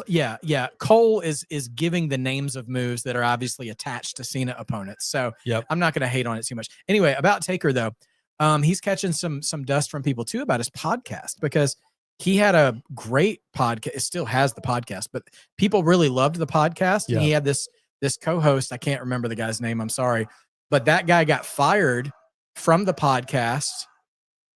Walls of Jericho. Wow. Whoa. They are giving nods here. Wow. They are giving nods to all kinds of people. Interesting today.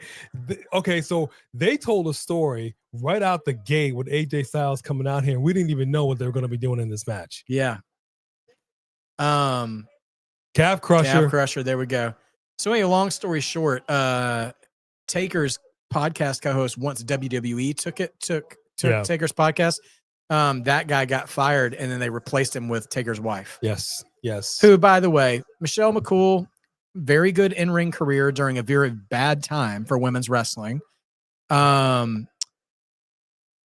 Just doesn't have the same personality. No. That his co-host had, and not the same. I mean, it's just not the same. And she also replaced Mickie James on season 2 of LFG. Yeah. And so there's a lot of like people muttering like nepotism under their breath at Michelle, which is not Michelle's fault. Like, but anyway, all that stuff is putting a little dirt on Taker's Styles legacy. Clash. Boom, clean. Fix the landing in the middle of the ring. So anyway, all that to say, going back to what you said, maybe Taker should have been MIA for a little while. Yeah. Before he came back into the public face, because Taker is one of those guys that will be raucously cheered if they give us time to miss him. Yes. He hasn't done anything that he can't be forgiven for in the public eyes. Yeah. At this point. And so yeah, coming straight into hey Steph. Yeah. It's abrupt. It's jarring. It's extremely jarring. Yeah. And it's whatever. No, you're right, Sophie Dophie. When this match was first announced, and I'll double down on it. I was not impressed. I was not looking forward to it. These were two guys that are fine, but I'm like, I don't know why this is a thing on a PLE. But as it went on, and I could see how AJ Styles was talking about it and whatnot, I'm like, okay, this might have some potential. Forearm. Whoa. Okay. I'm sorry, John Cena. He kissed him and everything. Bro. Sister Abigail. Whoo! He literally had him in the Sister Abigail. We almost need to send you in there, bro. We almost had another. That's why I'm wearing my ref shirt. So I see what they're doing with this match. They're giving. It's a retrospect. This is a retro. Yeah, this is exactly what this match is. And now you've got my money. And I was. Oh, bro, look at that. Look, the crowd has lit up the fireflies. Where's my phone?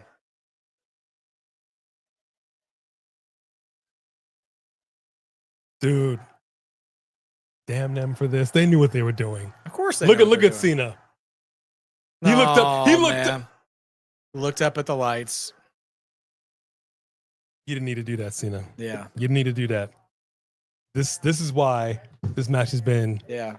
So yeah, they knew what they were doing, and I really appreciate the fact that they formulated this match to be this, because I didn't know what this was going to be otherwise. Oh wow! Ooh, he got Cena up, planted him. Angel's wings. Is that Daniels? Is that Daniels' move? Angel's wings. Ooh, I know he did the best moonsault ever too. Ooh, I don't recall that actually. That's a good question. Daniels. All right. Thanks for confirming. It was guys. Daniels? Okay. Yeah, I'll be honest. I was a little hit or miss with TNA during AJ's heyday. So I know he will watch this a little later on. We had a family emergency yesterday, so she's spent today, not in a good headspace. So we had to do the best we can. Keep the family in prayer if you don't mind, guys. It's a whole thing, but yeah. Family emergency stuff is going on over there, so she is down for the count right now. I'm assuming if they do this that it'll be AJ who does it and not Cena, but I can't tell you how much I would chuckle if if Cena busts out a Sweet Chin music. I don't think he's got the mobility. Yeah, I don't know if he's limber like that. But yeah, AJ would probably have to be the one to do it. And he could do the kip up with the hair and everything, you know. That would make more sense. Yeah. I could see that. Okay, you didn't touch him, but okay. Yeah. Yeah, the pedigree, Mike Evans. I don't think they've thrown homage to Hunter. They might do that in his last match, I wonder. Although we'll see. Depending on who is his last opponent. It depends on who the opponent is, yeah. Or we might, I was about to say, are we about to get it right now? AJ Styles just got dropped like a hot potato.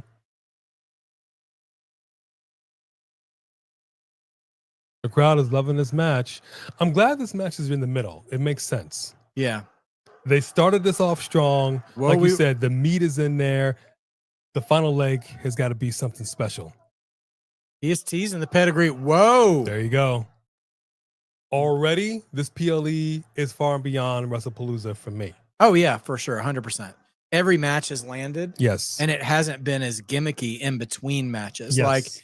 Like that's the thing about like WrestlePalooza. That was really more of a PR kind of a show. Right. And this is an actual wrestling show. What is that move that he just hit? I know Hangman has done it. I don't think there's a chicken wing yet. The Deadeye, I think they call it. Well, Hangman calls it the Deadeye, but do I think Hangman may try to do Hangman on the mind. Do I think AJ may do a Canadian Destroyer? Mm-hmm. That would be wild. I'm trying to think of Cena's remaining feuds of his career that we haven't seen homage to yet. And there definitely hasn't been any Hunter or Sean things yet. He hasn't. I was about to say RKO. Oh, wow. But we get the draping DDT. Wow. The nod to one of his biggest rivals. Because he did tease the RKO against Sammy that night. Oh, he's going to try it. Oh, my gosh. John Cena, he is channeling his inner Orton. Let's go, dog. Let's go. Orton's over here geeking out. Can we get a punt kick? I know Orton's sitting here just laughing. Boom! He stuck the RKO. Stuck it. Oh, man, that's great. But unlike the OG, he couldn't get the job done. Yeah. This crowd is eating it up. He's not an apex predator. He's a secondary predator. Yes, he is. Yes, he is. He's not a viper. He's a garter snake. Hey. He's a python. He's a python, mate. He's not even a cobra. I can't even say that. But his face is a little messed up. Is he bruised or has he got acne? Like, what is that? Well, I'll say what that is. That is studios going, we're going to need some extra makeup on set. Bull Oh snake. my gosh. He is setting up the punt he's going kick. for the punt. Wow. Kudos to him following through. Uh-oh. AA. By AJ Styles, count of two. I know it may not be everybody's cup of tea, but I'm enjoying the run of Cena basically having the Goldberg-Lesnar second WrestleMania match. Yes. Where they just have three finishers stored at the beginning of the match, and they just start, it's just high spot after high spot. I say high spot. It's just signature move after signature move. Mm-hmm. Like, that would be stupid for the Tiffany Vaquer match or for Cody Seth. Like, this is the WWE Seniors Tour right here. Like, it is the Springsteen, Rolling Stones, Elton John on tour. Like, they're playing the hits, man. That's what we came to see. That's what they're delivering. And like, and that's okay. Like, we went through the peaks and valleys of the things we liked and didn't like. Right. And so now it's just like, we only got a few appearances left. AJ Styles setting up. We can't see. Oh no. Choke slam. Are we getting the Undertaker nod to the Taker? He's gonna do the eye roll. Rest do you think he'll try to tombstone him? Woo! Wow, folks. Now let me ask you a question. Yeah. Legitimately. Okay. We've seen this in wrestling more times than I care to count. Okay. They retire but yet sooner or later they come back for one more match. Yeah. No. This is it. I think when Cena's done, he's done. Okay. Because he's got enough of a career ahead of him, and he doesn't. I don't think 619. They're chanting 619. Y'all are trying to kill John out here, Australia. Come on, man. Give it the Styles. He's limber like that. Yeah. Let AJ do the cruiserweight moves here, guys. See, I'm going to tell you. And then they'll start. If you give them a 619, they're going to start chanting 450. Give them it. Oh my gosh. Are you kidding me? It's literally happening. John Stop Cena. it. The 6-1. Okay. Thank God. Okay. AJ was like, I ain't about to let you do that. Okay. He's like, I'm not murdering the Golden Goose. Not on my watch. Seriously, dude. Seriously. He's like, I'm trying to get my retirement tour off the ground here. I kind of wouldn't mind. I wouldn't mind seeing it at that point, but okay. Oh, yeah. Yeah, see, the fall, I hate that. You got to do it more organic. Springboard 450. I think he's going to go for the 450 here. Boom. Ooh, but he got the knees. Got and a little Cena. knee. Uh-oh. He's holding the knee. Uh-oh. Did he land? Gotta hit him on the lower part of the quad there. He's favoring that left leg. But anyway, I just think Cena has far too lucrative of a post-wrestling career lined up for him already. Yeah. Like Flair. What did I say? Prognosticator of prognosticators. Punxsutawney Phil himself. HBK over here. Tuning up the band. Ooh. And snug. Sticks it. Woo! Let's go. 2. Who else could they do? That's what I'm sitting here trying to think of. Sheamus. We haven't seen. Have we seen like a pump kick or anything from Sheamus yet? I'm trying to go through my Cena Rolodex. I start with WrestleMania opponents, so he's already done the clothesline from hell.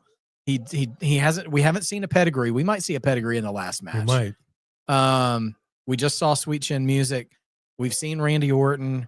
Who did he wrestle into? Has he done a spear? Did he do a spear? Okay.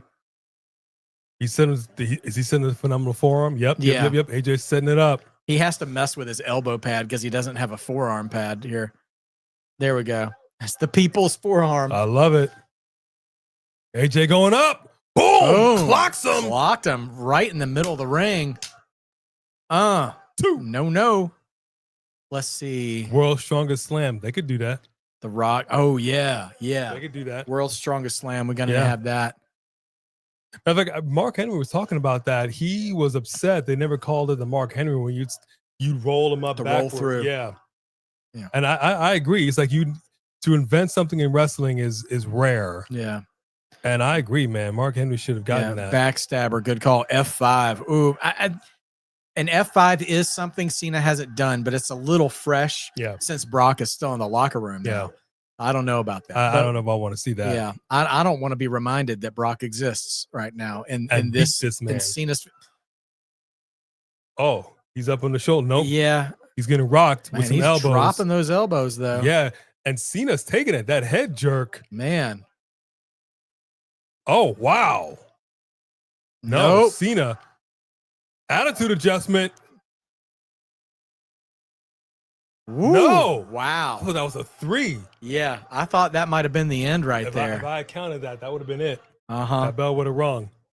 Let's see. Count on me. It was a 3. Maybe a Kimura. Maybe, for like UFC Brock. Oh, a stunner. Get somebody stunner. get a stunner on him. That's hard on the spine. I don't know if Cena wants to jar a spine like that. Right. Oh, would somebody do the Hogan leg drop? I mean, if we're about to get a nod to the Hulkster, brother. That would be fitting. Mm-hmm. This match broke out the fireflies. Do you understand that, people? Yeah. Do you understand that happened? Yeah.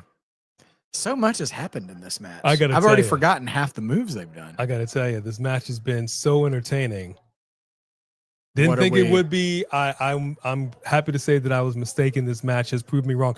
And that's what I love. I go into a movie or a match with low expectations. Looking for an avalanche. They not only AA meet here. it, they exceed it. Oh wow, second rope. We're gonna get an attitude. Nope. AJ See, said and nope. this is smart too. Look at AJ continuing to throw the elbows. Like that's the kind of stuff you need to see more of when guys are working with each other on the top turnbuckle to make it not look like, okay, I'm gonna do this and you're gonna do that. Yes, it's the little things there. Mark Henry. That was it. Mark Henry move. That was the Mark Henry. Yep, that sure was. Tombstone. Woo! He hit the tombstone on into AJ the Styles. AA. That's got to be it. No way. That is it. Wow. John Cena with the win. Brock Lesnar notwithstanding, all 4 of his face turn matches have been goated. Yeah. Cody, Goated. Logan, Sammy, AJ. He steps it up. That's like. Do you understand didn't think he could. that's almost a Mount Rushmore of matches just in a few months since August? In 2 months? That was crazy. This was a great match. Yeah. This is a great match, man. That was beautiful. They did. They told a story in this match. Yeah, they're gonna have to do something big. We still have the tag match too. Yes, we do. Before Cody and 2 more Seth. matches left. We're 2-1. Yeah.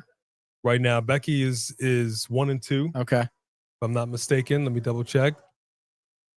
Oh no! She had AJ for the win. Oh, she is 0-3. She's 0-3. No, she picked. Oh no, that's right because we all lost Roman. Okay. She is 0-3. Becky's in the hole. There's no coming back from this at this point. Best she can hope for is 2-3. This is everybody. This is the opposition looking at the Dodgers game. Losing their minds. This is why we all fell in love with professional wrestling. Yes. He really did. It would have been just look at that icing on the cake if he did the eye. Look at the eye thing Cena or the tongue. just staring at AJ. Is AJ cut? It might be his hair. That's hard to tell. Yeah. I want to point out something. They're hugging it out. These guys worked it out. They had a hell of a match. Left it all on the line.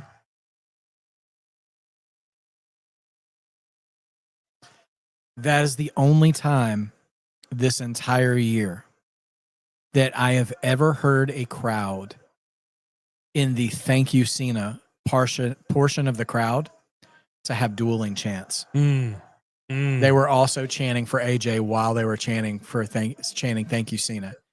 And if that doesn't tell you, that is rarefied air. No crowd has ever there's Mrs. Cena going through the wife. Have no crowd on this planet has elevated another talent to Cena's level during this portion of the show. It's always been Cena getting his flowers. And that should tell you all you need to know about the value of AJ Styles in professional wrestling. That's true. Even if we never, he doesn't get a full year retirement tour, if he doesn't get all the accolades or whatever, like Cena got 4. 4, as in 4 more dates? Yeah, I think so.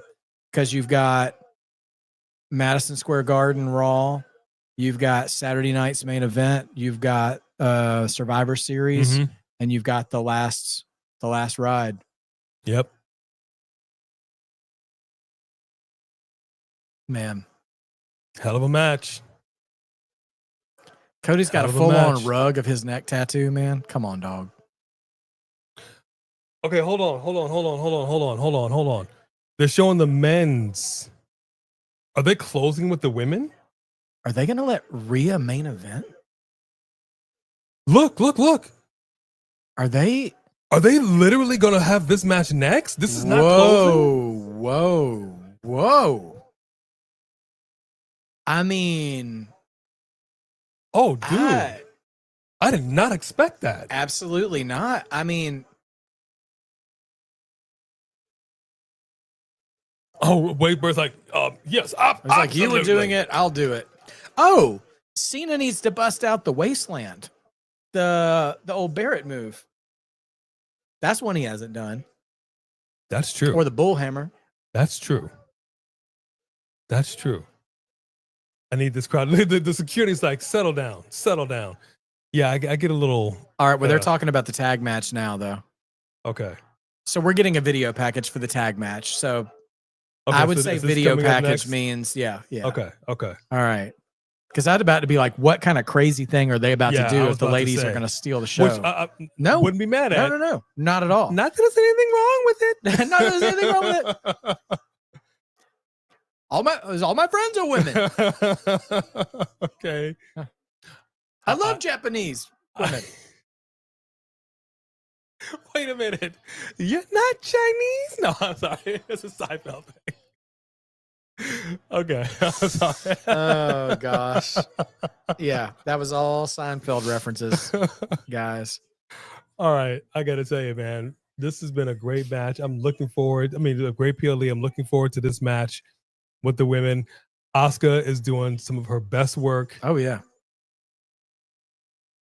But she does that face paint herself. She does. Yeah. She does. Wild. She's an artist. Yeah. So she draws. She's actually quite good. She designed stuff in her channel. I'm very impressed with what honestly she does. A bit of a lost art. Probably why we don't see as much face paint anymore is back in the day, people had to do their own face paint because companies didn't have the staffing. That's right. Like they do at WWE. So you think about the Road Warriors and Sting. That's right. Ultimate Warrior, like all those dudes, most of them did their own face paint. And did it well. Yeah. Now, I have my predictions for this match, but I'm going to be perfectly honest with you. I would still, and I said this during predictions, I would still not leave it outside the realm of possibility that we see an EO turn some way, somehow. Like this has all been a ruse. I don't know because, and I say that because Rhea Ripley has been so on the, hey, are you good? Right. Let's hug it out. Like she's been so soft. Yeah. It's been in stark contrast to who we've seen her be over the last several years. My only demand, because I see some of y'all predicting an EO turn in the chat as well. The only way I am truly content, and I'm even not fully content with the EO turn. Here's the thing, is that if it was one of those, it was me all along, Austin. I don't like those kinds of heel turns if the person turning has taken a beating from the other people. Yeah. It's one thing to take the mist, which is fine. But like EO dang near lost her neck. Yeah. Fighting Kairi the other week on Raw. Mm-hmm. And if EO of her own volition decides to join up and choose her friends, you got to give me the old Strike Force Brainbusters cliche in tag matches where Rhea is taking the brunt of the action the whole match, and when she goes to tag in EO's like, "No, dog, you can't." If EO's gonna turn, I don't want to see her actually fight Asuka or Kairi in this match at all. Like you can come up with a reason why, but that's a pet peeve of mine is when someone turns after they've already been, and you get the sense that there was a plan of the heel turn. Yeah. Is that they actually fight. Yeah. You know, now there are ways to still have her fight in the match and still turn on Rhea anyways, even afterwards or something. So I don't know. We'll see what happens. And I'm torn because I actually really love face EO. Yeah. She's in contention for like my favorite wrestler on the roster period right now. But at the same time, the thought of her and Kairi and Asuka running shop on the women's division, they would have to take the title off Stephanie. I'm sorry. One of them would have to. And I just, but again, they're in Australia and I don't know. I know Bronson's already won, but they had the one win. And this is in the spot on the card where they could get away with Rhea losing if they needed to. True. Because Bronson opened up the show winning. You still got one more match after this, so it won't be the last thing they think of when they leave. Especially not after that Cena match, my goodness. But I don't know. Yeah, I'm still Occam's razor. The most obvious outcome is the right one. I'm still going to stick. Well, I mean, I'm not changing where our predictions are locked in, but I still feel Rhea and Io with a feel good victory. Well, that is. Let me remind everybody for our predictions again that we did on Marked by Wrestling's channel. Make sure you go and check that out. Go back and watch it, even though this show's happening. I need the views. All three of it. That is true. That is true. All because YouTube is being stingy with it. Stingy with it. All three of us have Rhea Io for the win. Mm-hmm. And I'm sticking to it. God bless her. B hasn't had a dub yet tonight, has she? This morning. Sorry. Now, if she actually gets this win, I'm going to be all kinds of upset. I love the Kabuki Warrior, so I'm not totally commercial break. We'll be right. Oh, good 20 gracious. seconds. But I wouldn't be totally mad at it because I love Kairi Sane, love Asuka. Yeah. But there's so much, as Carl Weathers said in Arrested Development, there's still some meat on that bone. So like they still got plenty more they can parse out with this story. So I'm not upset with whoever wins this match, as long as it's done competently, and they don't poop the bed in this match. Then I mean either team can win. Predictions are what they are, but yeah, I'm not going to be mad if the Kabuki Warriors take this. Exactly right. I got to be honest. See, you saw that rock right there. You saw that was thin rock. That was Hollywood rock. That's the rock we now got back body type wise. And that's not the final boss body type. No. I'm bummed that the Rock is now. When you see him talking, everything it's like he spent some time in Bali, and he's been on some kind of spiritual enlightenment. I don't know who this guy he looks is. like he greets you doing this. He feels like the Steven Seagal is holding the beads. That's all calm. You know what I mean? What was that movie he did with he was in Alaska, so like Alaska Oilman or something. Oh yes, on Deadly Ground. On Deadly Ground. All of Steven Seagal's movies sound like TNA pay-per-view names. Hard Justice, Bound for Glory, No Surrender. I can't with that guy. Yeah, I can't with that guy. But all I'm saying is, we were robbed of a Roman Rock match. Yeah. We'll never get that match now. And now that the final boss, he put on 30 pounds for the Smashing Machine, but the audience says, yeah, we're not interested. That movie did not do what he expected. He might actually get an Oscar nod, and if he does, that's going to be awesome. Yeah, and I'll say something about that after. But I'll simply say this. I've said it before, and I'll say it again. When movies don't do well, you generally see them coming back into the WWE. I said, let's just sit back and wait for the final boss to show back up. Yeah, so Kabuki Warriors making their entrance now. I'll say this about Rock and about Smashing Machine in particular, because I think there are some present company excluded. There's some pockets online that I think don't quite understand what Rock is trying to accomplish here. And to put it in wrestling terms, when he was doing his Hobbs and Shaw, Fast and Furious, Black Adam stuff, he was doing his WWE box office gate record, sports entertainment work. With Smashing Machine, he was trying to do his Hollywood version of working a 5-star match. Yes.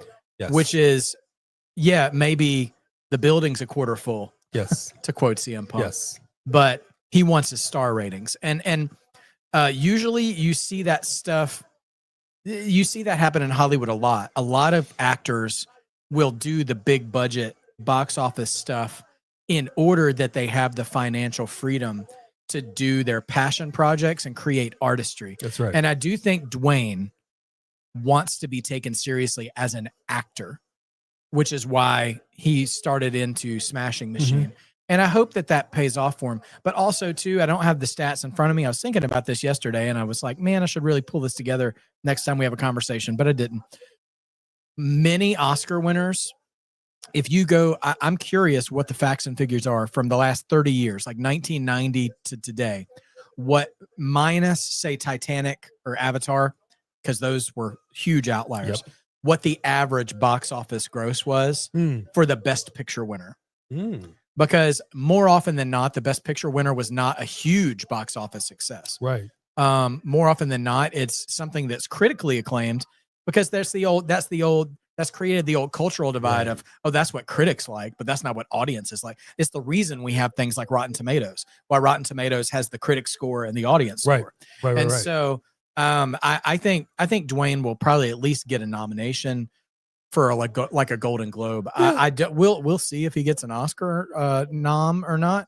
But with a year, there's some real heavy hitter stuff out there this year. So we'll see because Leo's movie is doing really well. Sinners has some great performances in it as well. So I don't know. We'll see what happens. But anyway, all that to say is that I don't think Dwayne thought he was going to kill the box office. I don't think he was going to set the box office on fire with the Smashing Machine. So I don't think it not performing well in any way is going to drag him back into wrestling. No. For people who are afraid of that happening because of the big mess he made at the beginning of the year. Yeah, no. He lost a lot of weight now. Yeah. And he said it for a couple of different reasons, but ultimately now at the end he said, okay, I'm doing another movie role. Yeah. Which obviously you're losing weight like you did. But it's funny, he did this in the beginning of his career. And he said, I had all the wrong people in my camp, fired everybody, let me bulk up, let me do, what I want to do. Like you said, you name all these films where he was all big and jacked. And now I feel like he's gone back to that original. Yeah. And it's okay for it. people's goals to change over the course of their career. I mean, all I'm saying is if there are any intentions on coming back into the WWE to mix it up again, it's going to be a very interesting contrast to see how he was when he was last year to this guy now. Well, he was a movie star and now he wants to be an actor. Yeah. And those are two different things. It is. And I want to give DJ credit. He, other than like Tom Cruise, Tom Cruise is both an actor and a movie star. He is a unicorn, but like he is the last incarnation, I think, of the Schwarzeneggers and Stallones. Yeah. When I say movie star, you go to the movie because he's in it, not because of what the movie looks like. Yeah. There's Rhea, crowd, hometown girl. Yeah, man, crowd going nuts. But I'll say this. I'm not a huge everybody who follows me at Marked by Wrestling and my cameo appearances here with A&B. No, I'm not the biggest torch carrier for The Rock, especially in 2025. So if I was a booker, I only bring him back for 2 matches. Oh, she got the Australian flag on the back of her vest. That's dope. I can appreciate that. Showing that love. He puts over Roman and he puts over Cody. Yeah. That's all I need to see. I need Cody to make him bleed. I need Cody to whip him with that belt. And it doesn't have to be a squash, but like it never sat well with me that Rock got so much over on the man who is now QB1 for this company and never let you cannot put my mama's name on a belt and whip me with it and me not whip you back and draw blood. First blood, baby. We might not get it. Yeah. And so like, I'm just saying, if we're not going to get it, don't come back. Don't step in between those ropes if I can't get my pound of flesh. That's that part right there. Yeah. And Roman, I mean, that's the match we were robbed of, That's that part right there. Let me ask you a question. I see that Rhea Ripley is rocking the Rio tat right here under the eye. Has she done that before? Under her right eye. Under the eye. Under her right eye. Yeah. You saw when she first came out, it said Rio. I don't know. And I don't know does anybody know if she's done that before? But because she's been such a lone wolf most of her career. I don't know that she's ever had an opportunity for that, has she? Or did she ever back in the days with Dom? Well, maybe? yeah, she did something. But what I'm saying is in reference to specifically EO, because if this is the first time she's doing that, that could be very telling as to something that might happen in this match. Like, I'm all in with you, and this might actually be a situation where my bestie might be turning on me. You see, I'm a little concerned right now. I don't know. I don't know. And look, they both like, even look at EO's whole gear is kind of Australian flag themed. It is.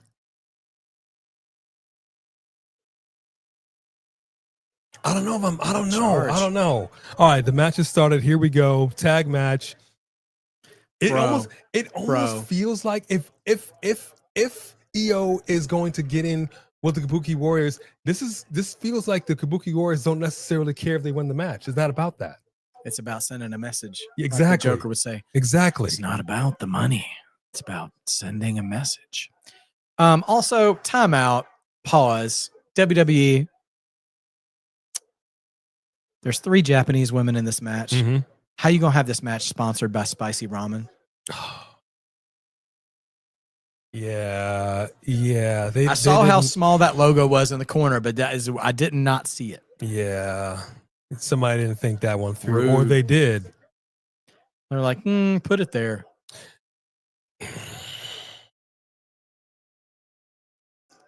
Io and Asuka.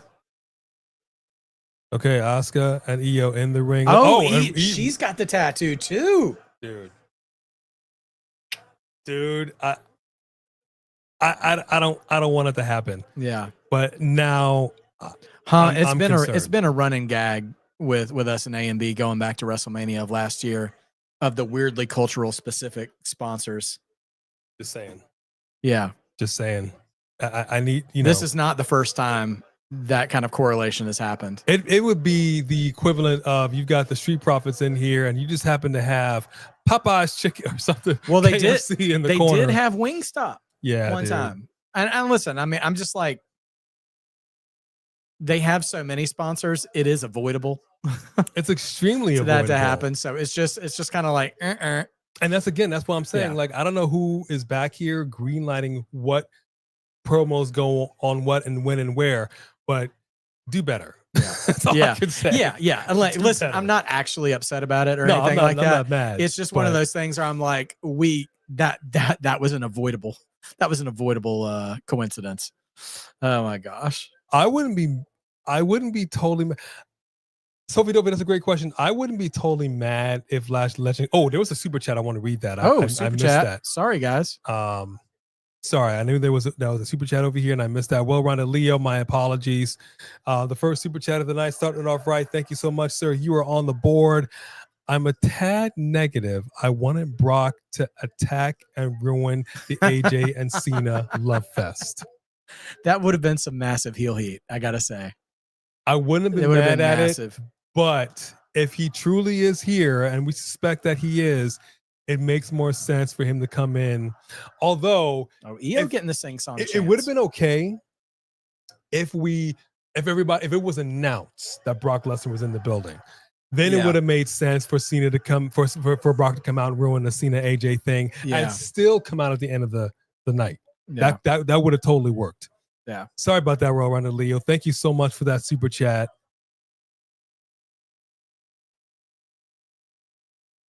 I saw it. I'm like, I wanted to say it, and we got sidetracked. So I'm sorry, Royal Runner Leo. My apologies. But in regards to Last Legend, I say this all the time. Use him right. That's all I gotta say. Just use him right. She could go against or team up with Nia Jax. She's got the size. They're the same size. Obviously not the same. Nia is bigger this way, but they have some good chemistry though. They do. At that match in NXT. Just use her, man. Oh, don't be a snowflake, huh? Just use her right. Get some thicker skin, bro. We talk about things. That's not a bad deal, actually, Ozzy. Yeah, seriously, get a thicker skin. Yeah, I feel you. Everybody in their snowflake feelings. Yeah, I'm gonna have to show you this. Yeah, because I'm gonna use when we're done. We're gonna go over some stuff. I with the VPN and everything. I try to use it. Just I'll show you what I mean. It can be tricky. Who knows? We'll see what we get. Again, I wouldn't be mad if Lola Vice gets called up, but it just irks me to no end when you have these people who on a 2-hour NXT, they manage to feature the women constantly, backstage segments. They'll have film segments. Yeah. NXT is just a chocked full of entertainment show. It's a very well-oiled machine. But all divisions get attention.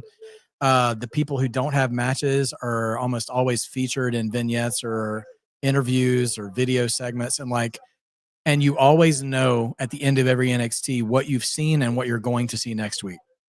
Like That's so hard. they give you a reason. You already know like half of what you're going to see when every show starts, and they usually give you half of what to anticipate for the following week. And in the same segment, like backstage, they'll layer it 3 ways. They'll have somebody in the background, somebody in the middle, somebody in the foreground. And they literally told 3 different things. Oh yeah. In the span of like 30 seconds. Like, it's insane. Yeah. That they can do that. And yet you bring these same people over to the main roster, and creative's just like, we got nothing for you this week. Yeah. Yeah. It's how? Yeah. It just drives me nuts. I'm like, you wasted this talent, and then the next thing you know, they're released. I feel like there's a little bit of politicking on the main roster side of things too, where it's like they don't have anything for you because they don't want to have anything for you. And even you've seen like the Karrion Crosses of the world and stuff. He hasn't been sour about it. I think he's really just being honest. It's just like sometimes you present them an idea and they take your idea and use it for somebody else. Yeah. You know, and that's why hard. I was so upset with Edge, because by his own admission, he said, I threw numerous stuff against the wall, and creative was just like, yeah, nah. This guy broke his freaking neck for this company, had to retire this championship. He comes back after almost 10 years, and you tell the rated R superstar, multi-time champion, we got nothing for you, kid? You got to be kidding me. Yeah. I mean, you got to be at kidding that me. point, you just need to be direct. And I mean, I think, you know, too, like if you really don't want to have anything for somebody, then like have a conversation and be like, well, then let them go somewhere if they want to go, you know, or I don't know. But yeah. And they're figuring it out over there in AEW. All I'm saying is, for certain people, when you wanna, you will do it. Yeah. And you've demonstrated that. And that's why I know for certain performers, they get frustrated because they see it too. They're like, you clearly will invest in those who you want to invest in. I'm over here like I'm a good worker. I show up on time. I don't ruffle feathers. Yeah. I don't rock the boat. All I want to do is my job, and you guys don't want to use me. Then release me and let me go and do my own thing. Uh-oh. K-Jack thinks Kyrie's going to turn. Interesting. I mean, Ayo's going to turn. Well, oh, you think Kyrie's going to turn? Turn face? Interesting. Yeah, all kinds of people that they utilized, and then they don't know what to do with, and it just drives me nuts. Like, you know, you had Nikki Bella coming back again after a neck injury. I wouldn't say that she's been utilized well. I'll say this, you know, to say something positive. That's the only positive thing I have to say about Vince Russo when he was a booker or one of the bookers in the Attitude Era, is that he did a very good job of making sure everybody had something to do on the roster. Now, some of the stories were stupid. A lot of the stories were stupid. Yeah. But everybody had something to do. Yep. Yeah, I don't think Io's turning because she's the one taking the beating this whole match. At least not in the it was me all along kind of turn. Yeah, that makes sense. Oh, Asuka. Wow. Asuka's, man, yeah, she's a great antagonist. You're talking about somebody that was missed upon injury. Yeah, Rick RT, it's fair to say the majority was stupid. I wasn't trying to compliment the quality of his stories, but just the fact that very rarely did you ever hear creative has nothing for you. Right. Now, we can have a discussion on, is it better for creative to have nothing for you, or is it better for creative to have something for you, even if it's bad? That's a worthy discussion to have. Okay, low key, this might be one of my least favorite moves in wrestling because it's a logic destroyer. Yeah, it is. It looks devastating, but no, it's I'm gonna hold myself up to take a shot. It's a very simple fix for me. Just let go. Have core strength, and you got to be over here, and you're looking like this. You can see them, and as soon as they give you the nod, they're about to go. You get up like you're trying to get up, and then they take you out. It's a timing thing, and very simple. Obviously, that it's more dangerous to do it that way. Yeah, but it's so less realistic. Work it out. These are trained professionals. Figure that crap out, man. That's all I'm saying. Again, kayfabe. Your job is to make us feel that what we're watching is legit. Yes, that's your job. Yep. By any means necessary. And that's why I don't like it, as we saw it in the Cena match. I hate the scooch. You fall, you realize you didn't fall correctly, then you do the right. Hang on. Yeah, I mean, you might as well just have. I mean, for it. you take the extra second before you go up to the top to move your opponent Yeah. instead of having them move into position. It's the Or it's the jelly roll thing that happened. yeah, or in production, you cut the camera angle Thank so you. you don't see them move into position. Which is another thing that irks me because they're all back there in gorilla. Their faces are this close to the monitor. Man, go to Asuka's two. throwing slaps. Drives me nuts. Ooh, okay. Io just takes out Asuka. Has Rhea been in this match? Not in an official tagged in capacity. This feels like the Punk AJ Lee mixed tag, you know, like they're just wait. Here we go. There you go. Oh my gosh, Kairi's gonna die. There you go. Rhea's in it, taking out Kairi Sane.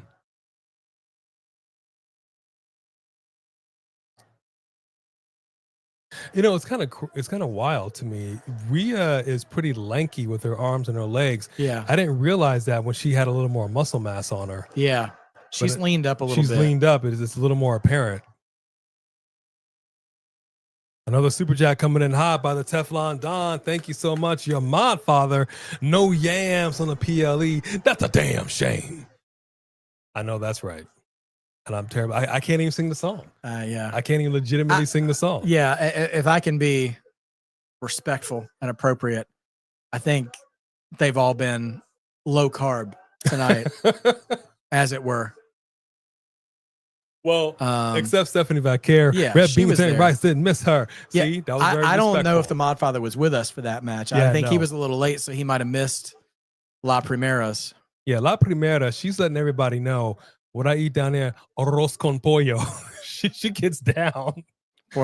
Was it the do you remember the Cosby show episode where like Theo's friend or his mom was like Dominican or something, and she was making like the porpeta, and he was like, "Porpeta." He's talking about his big dense dish. It was the episode he was on a diet, you know, and so he like wasn't supposed to be eating everything. He's trying to sneak it past Claire. Anyway, Oh man, old school. old school. I tell you what, I'm gonna say it now. Macho Man Randy Savage. Yep. Kairi Sane. Yep. The second best top rope elbow in the history of the business for I me. gotta tell you, man. For my money. She uses her whole body in a way. Yeah. It just I The way she appreciate gets any wrestler. that torque on it in the air. I love it. Razor's whoa, Edge. what are we? Just threw Kairi down like grief, a bag of folded trash. her up like a poker table.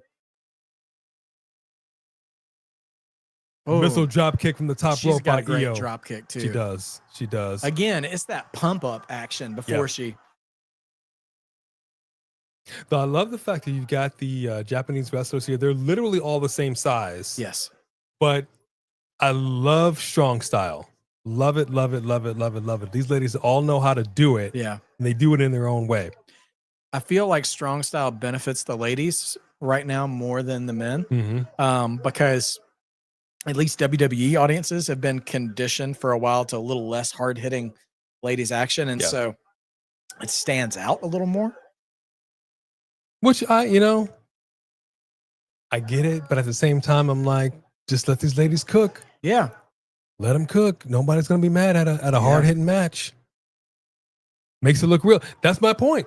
That's your whole job. Your whole job is to make us watch, make us know that what we're watching is real. That's your whole job. Mm-hmm. You've got one literal job. Don't fail us.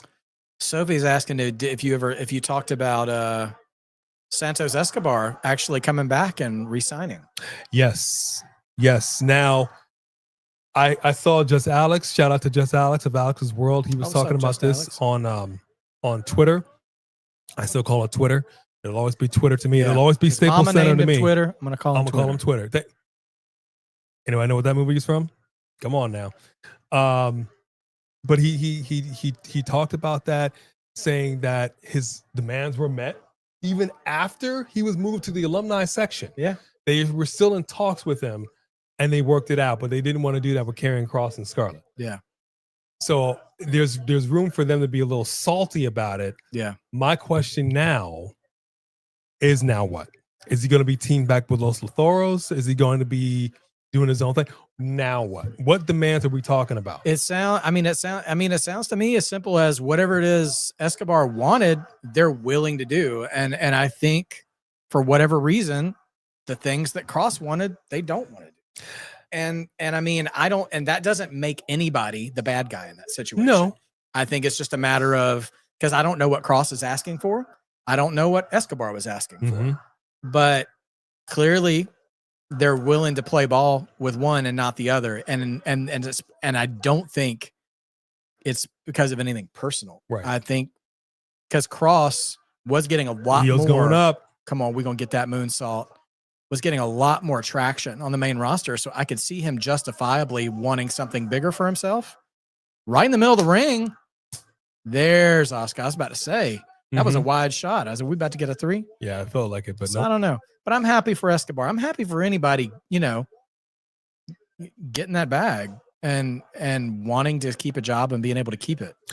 But what's funny for me, aside from when he was doing Legado del Fantasma, and he actually had the ladies in there, Zelina or whatever. I don't. Are we getting a doomsday device? We kind of are. Nope. Asuka's denying. Asuka. Jeez. Oh, just took out Io. Uh-oh. We got it covered by Kairi Sane on Rhea. As I don't feel like they were utilizing Santos in a huge way. They weren't. So that's why I'm kind of surprised. He was cooling off, yeah. That they were like, no, we're going to keep working with you on a guy like you said they were kind of backing away from. Yeah, what's wild is not only were they cooling off on Escobar, but Los Garças were getting more shine without him. Yeah. Like they were the AAA tag champions. Yeah. They were actually the first WWE act to take a belt from AAA. Yep. Here goes the most beautiful elbow in all professional wrestling. Boom! Sticks the landing. Dang. Onto Rhea. Makes Demolition look like child's play. Oh, yeah. Asuka forgot she was a legal person. Io breaks up the tag. Man. Decent match for these ladies right now. Nobody is giving up the ghost. But I'm happy for him. I'm glad that, in fact, they came to terms. Now, I saw it was mentioned earlier. I think it might have been from Sophie Dofi. How do I feel about Zelina teaming up with her real-life husband? Towards the end of that, I know he didn't see it, but she was grinning. She was like, please don't. But then afterwards, she was grinning.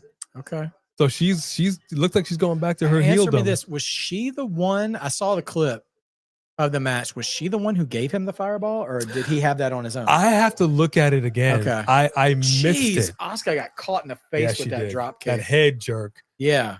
Dang. It's possible, but it's hard to say because the camera angle was kind of down because they were elevated.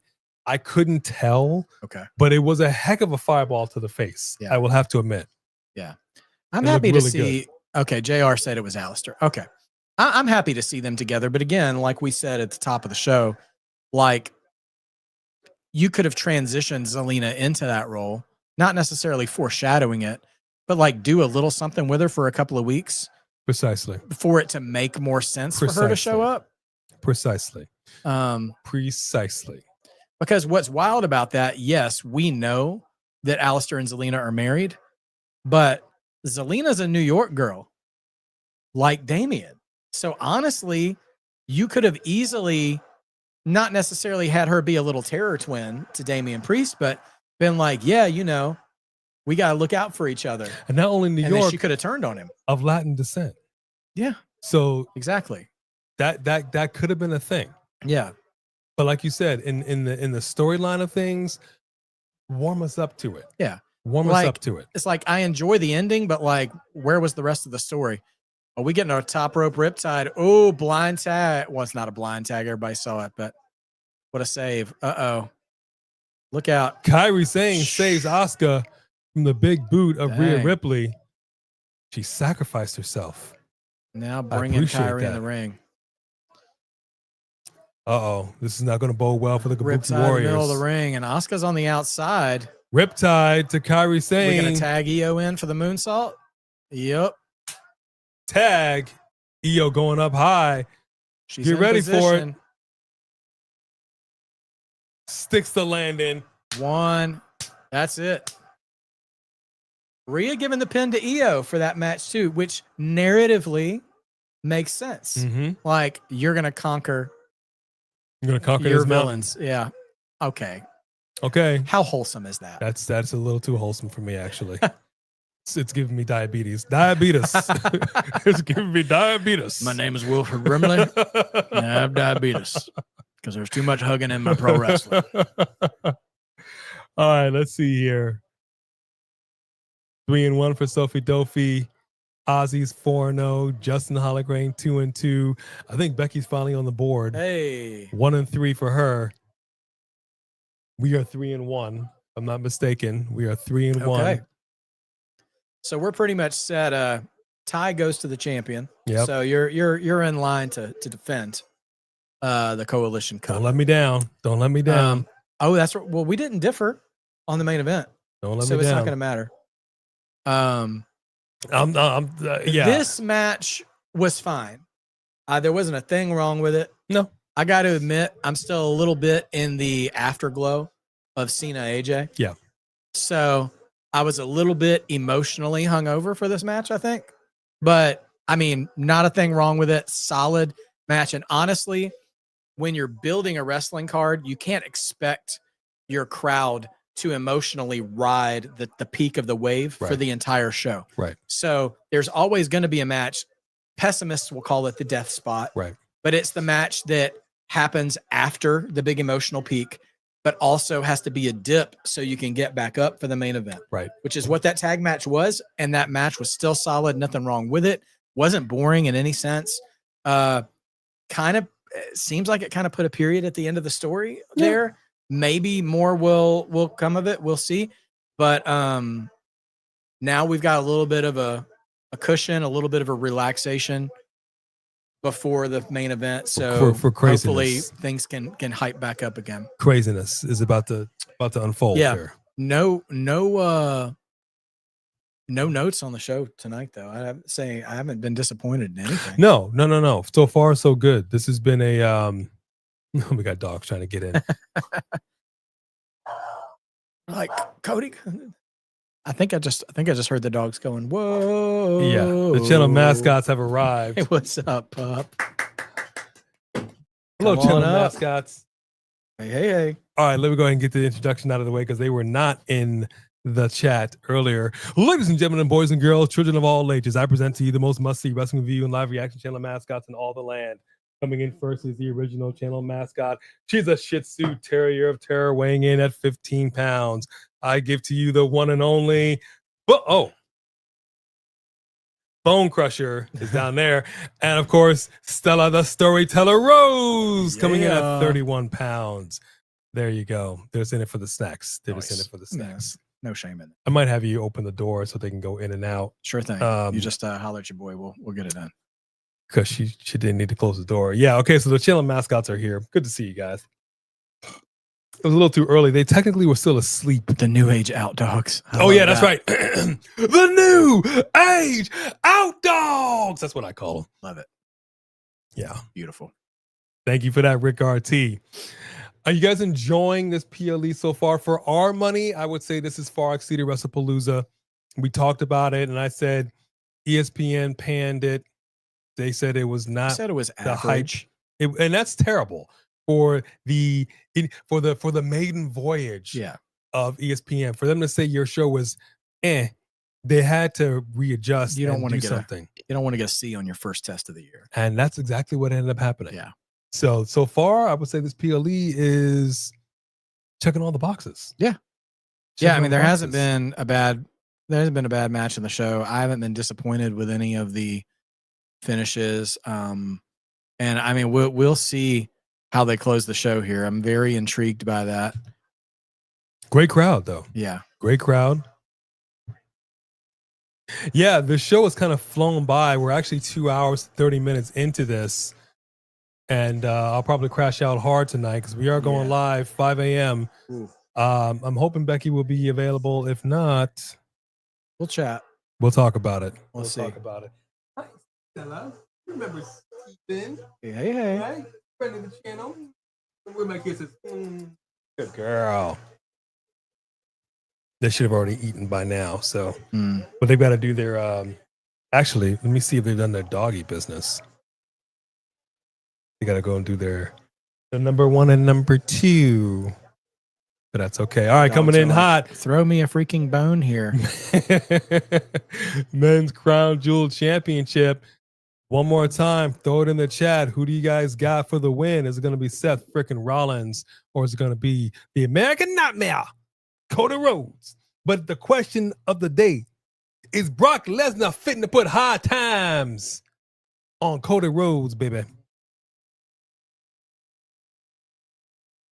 I wouldn't go so far as to call Kairi Sane the jobber, Go JB24, because you got to put the foe on it. Who would you? Oh, sorry.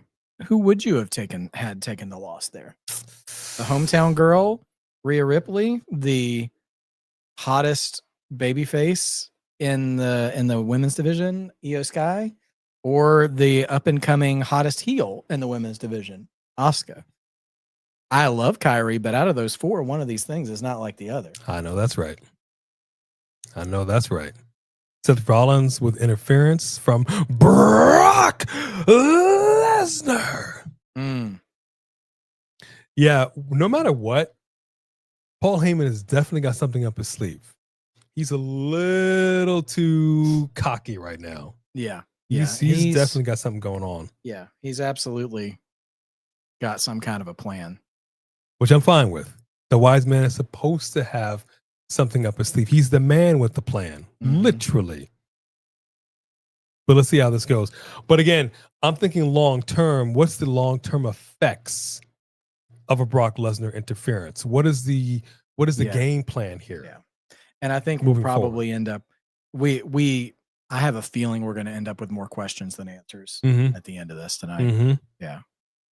All I ask, no matter what, we do not get another Ron Killings, R-Truth, Brock Lesnar comedic.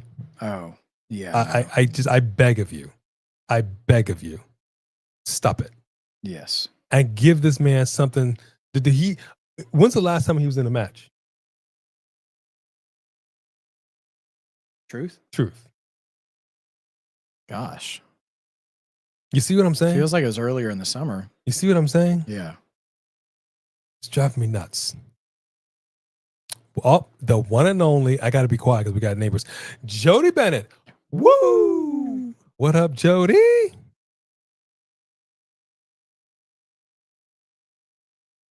I see some food over here that I don't even eat, but I am kind of hungry. So it is making me hungry. And you guys already ate. You guys ate. Yes, you did. Yes, you did. And I heard you barking up a storm. I heard it. Against John Dina. John Dina.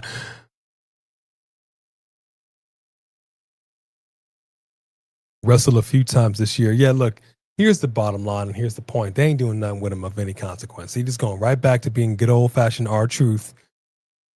Comedy shtick stuff. I don't know what happened to Ron Killings. I don't know what happened to the guy that was driving now, but apparently he dropped him off around the corner. Right. And I don't appreciate it. Mm-hmm. That had potential. So we can't just even doing get some quick research here. We can't get him into nothing. Yeah, well, and that's the thing. Sophie Duffy. Truth teased it. He's the one that teased it. He's the one that put that picture out there for something that never came to fruition. That sucks. Hang on, Stella. Hang on. Daddy working. Teflon Don coming in hot. Member for 18 months. Yes, sir. Let me drop some gospel on you. It's been an honor being a member. Here's to the continued success, road to 50,000 and road to 10K for you, marked by wrestling. Oh, yes, sir. Yeah. That's what I'm talking about. Bless you, Mod Father. Thank you so much. A beloved member of the Coalition community. That's what I'm talking about. He always rocks with us on Tuesdays for NXT. Some good and I know wrestling. He's a great player. And Go JB, I'm not trying to be contentious, but since we're discussing the jobber accusations and allegations of Kairi Sane, she is a 500 wrestler in the year 2025. Mm-hmm. So she's had 15 matches and she's even. Mm-hmm. And a couple of those matches have been like multi-woman matches. Like, well, I'll say this. In 15 matches, she's 7-8. One of those was like a 4-team match where Right. I don't believe she took the pin. Right. So, she's certainly no Rhea or Stephanie Vaquer or whatever. But I think Jobber is maybe a bit of a Harsh. grandiose assumption. Bit harsh. But nevertheless, I don't say that to tell anybody else how to think. Just saying this is the information we have available to us in That's that true. regard. And no, I'll concede that while I do think she's being featured as a little more dangerous and a little more aggressive, as a single, I still wouldn't buy her as a threat to Rhea or Io. Right. But also in stories where you have a pack, a wolf pack, if you will, Right. trying to take down one person or two people, you need to have a person with you who can take the loss. That's right. And still make the pack look dangerous. That's right. So it's a necessary evil. All right, here we go. Here we go, folks. It's time. It's time. It's time for the main event. Coming out first, Here comes the sing-along. no Rollins Angels, a.k.a. The Vision, a.k.a. Seth Riders. He's coming out looking like Ming the Merciless. This is Flash. Boom, boom. Protector of the universe. Boom, boom, boom, boom, boom, boom. This is, yeah. Tell me that's not Ming the Merciless. I don't know what's Right. going on here. Oh my gosh, his freaking outfits. They slay me. They slay me. I don't even know what to do with that. But okay, here he comes. Seth freaking Rollins coming out hot. And this is the man who says he absolutely needs to beat Cody Rhodes. It's wild with a man of this title and career pedigree they just had on the screen is still, in a way, finding himself desperate for a particular kind of win. Yeah. But it's true. Like, he has not beaten Cody since Cody returned. And, yeah. But I'll tell you what also bothers me about this a little bit is this feeling forced and manufactured. Again, if this is the way you choose to do it, I'm fine with it. But it was a hard turn to go here. This is something that should have been, but I get it. Sometimes they don't always know what they want to do and how they want to execute it. Yeah. I get that, but this would have been so much better if this was being alluded to for weeks and weeks and weeks and weeks and weeks prior to this Crown Jewel thing. Yeah. Where this is something that was constantly sticking in his craw. Yeah. That we had seen even since last year. Yeah. Like he was bothered by. I honestly, I'll say this, and this is just my personal opinion. I don't, other than, and I know it's the old man talking, the old traditionalist wrestling fan. I don't like this oversaturation or attempt to create new annual traditions that we have to shoehorn a feud into. Like, I love having the Royal Rumble every year. Yep. I actually miss when Survivor Series was just a bunch of elimination matches. Yeah. Remember those days? But I never really liked Hell in a Cell being its own PLE, where we know we're gonna have a Hell in a Cell match, so let's put two guys in there, and now all of a sudden they hate each other enough to have Hell in a Cell. And I don't like I don't like Crown Jewel being like, we know we're gonna have both world champions face each other, because now I feel like they have prematurely pulled the trigger on actually a very compelling story thread for Cody and Seth. Yep. Like, we actually have that thread still hanging out in the ether with Rhea and Io. Yep. Rhea's still never beaten Io. Nope. And I love that they're actually friends now, because it's going to hurt that much more when one of them decides to break that. And has to happen when Seth actually beats Cody, I didn't want it to be for the Chest Protector Championship. Like, for the D'Lo Brown Memorial, not Memorial, he's still with us. Can't do but that nevertheless, it's just one of those things, man. Something, Cody Rhodes. Yep. We got a super chat coming in hot by the Teflon. Right. Oh, Don. Cody with the jacket. It looks good. That jacket's clean, man. I it like looks that. clean. This is a nice fit. It's a little Evil Knievel. Actually, yeah, I like it a lot better than the. I like it better than the long robe. coat. Yeah. Hang on. What? Give it to the old Batista. I didn't appreciate it as much as back then as I do now. When I see the Batista, Yes. The thing that really put me over the top for Batista's entrance, there's a behind the scenes video, and it was like a vertical video somebody just put on Twitter, the Kofi Mania year of Mania, whereas Triple H and Batista is Xavier Woods backstage, just like in the little like in between shot, so he can see the ring, marking out over Batista's entrance. And his voice is already hoarse from screaming for Kofi, who won the title earlier in the night. And he is singing Batista's theme song at the top of his lungs. And he's just like, because at the beginning is when that guy's like, yeah, and he's just like, and like pulls his ponytail out and he's like, and it's just like, it's the most, I like seeing wrestlers being wrestling fans every once in a while. I appreciate it. Yeah, it's a lot of fun. All right, guys, you can get one more. Here, go have a seat. Hey. Go have a seat. All right, Teflon Don, Marked by Wrestling. You're the reason I started watching NXT. Thank you. Gracias. Yeah, thank you, man. I appreciate it. And I'm glad I could be of service, because knowing the particulars of your diet, NXT is a very healthy marketplace. Yes. For wrestling fans who enjoy a healthy dose of carbs. That part right there.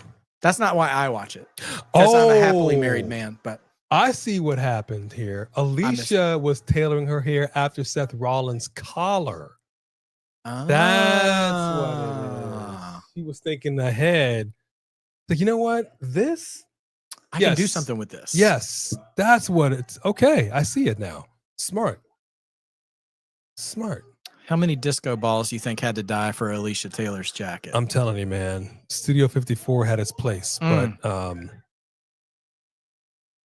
stupid. So let me remind everybody of who we have for the win in this bracket. Crown Jewel main event.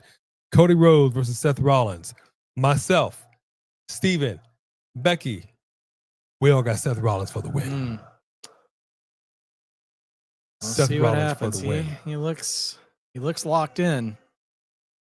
He says he needs to win. Now, again, to remind everybody, this show opened with the Australian street fight. Tribal Chief, Bronson Reed gets the dub. Are both members of the Vision, or is it just Vision? Is it Vision or the Vision? The Vision. Is it the Vision? Are both members going to go up? Or this is going to be a seesaw situation? Because that would be crazy for Seth Rollins to go back into his camp, the loser. Yeah. And I mean, there is a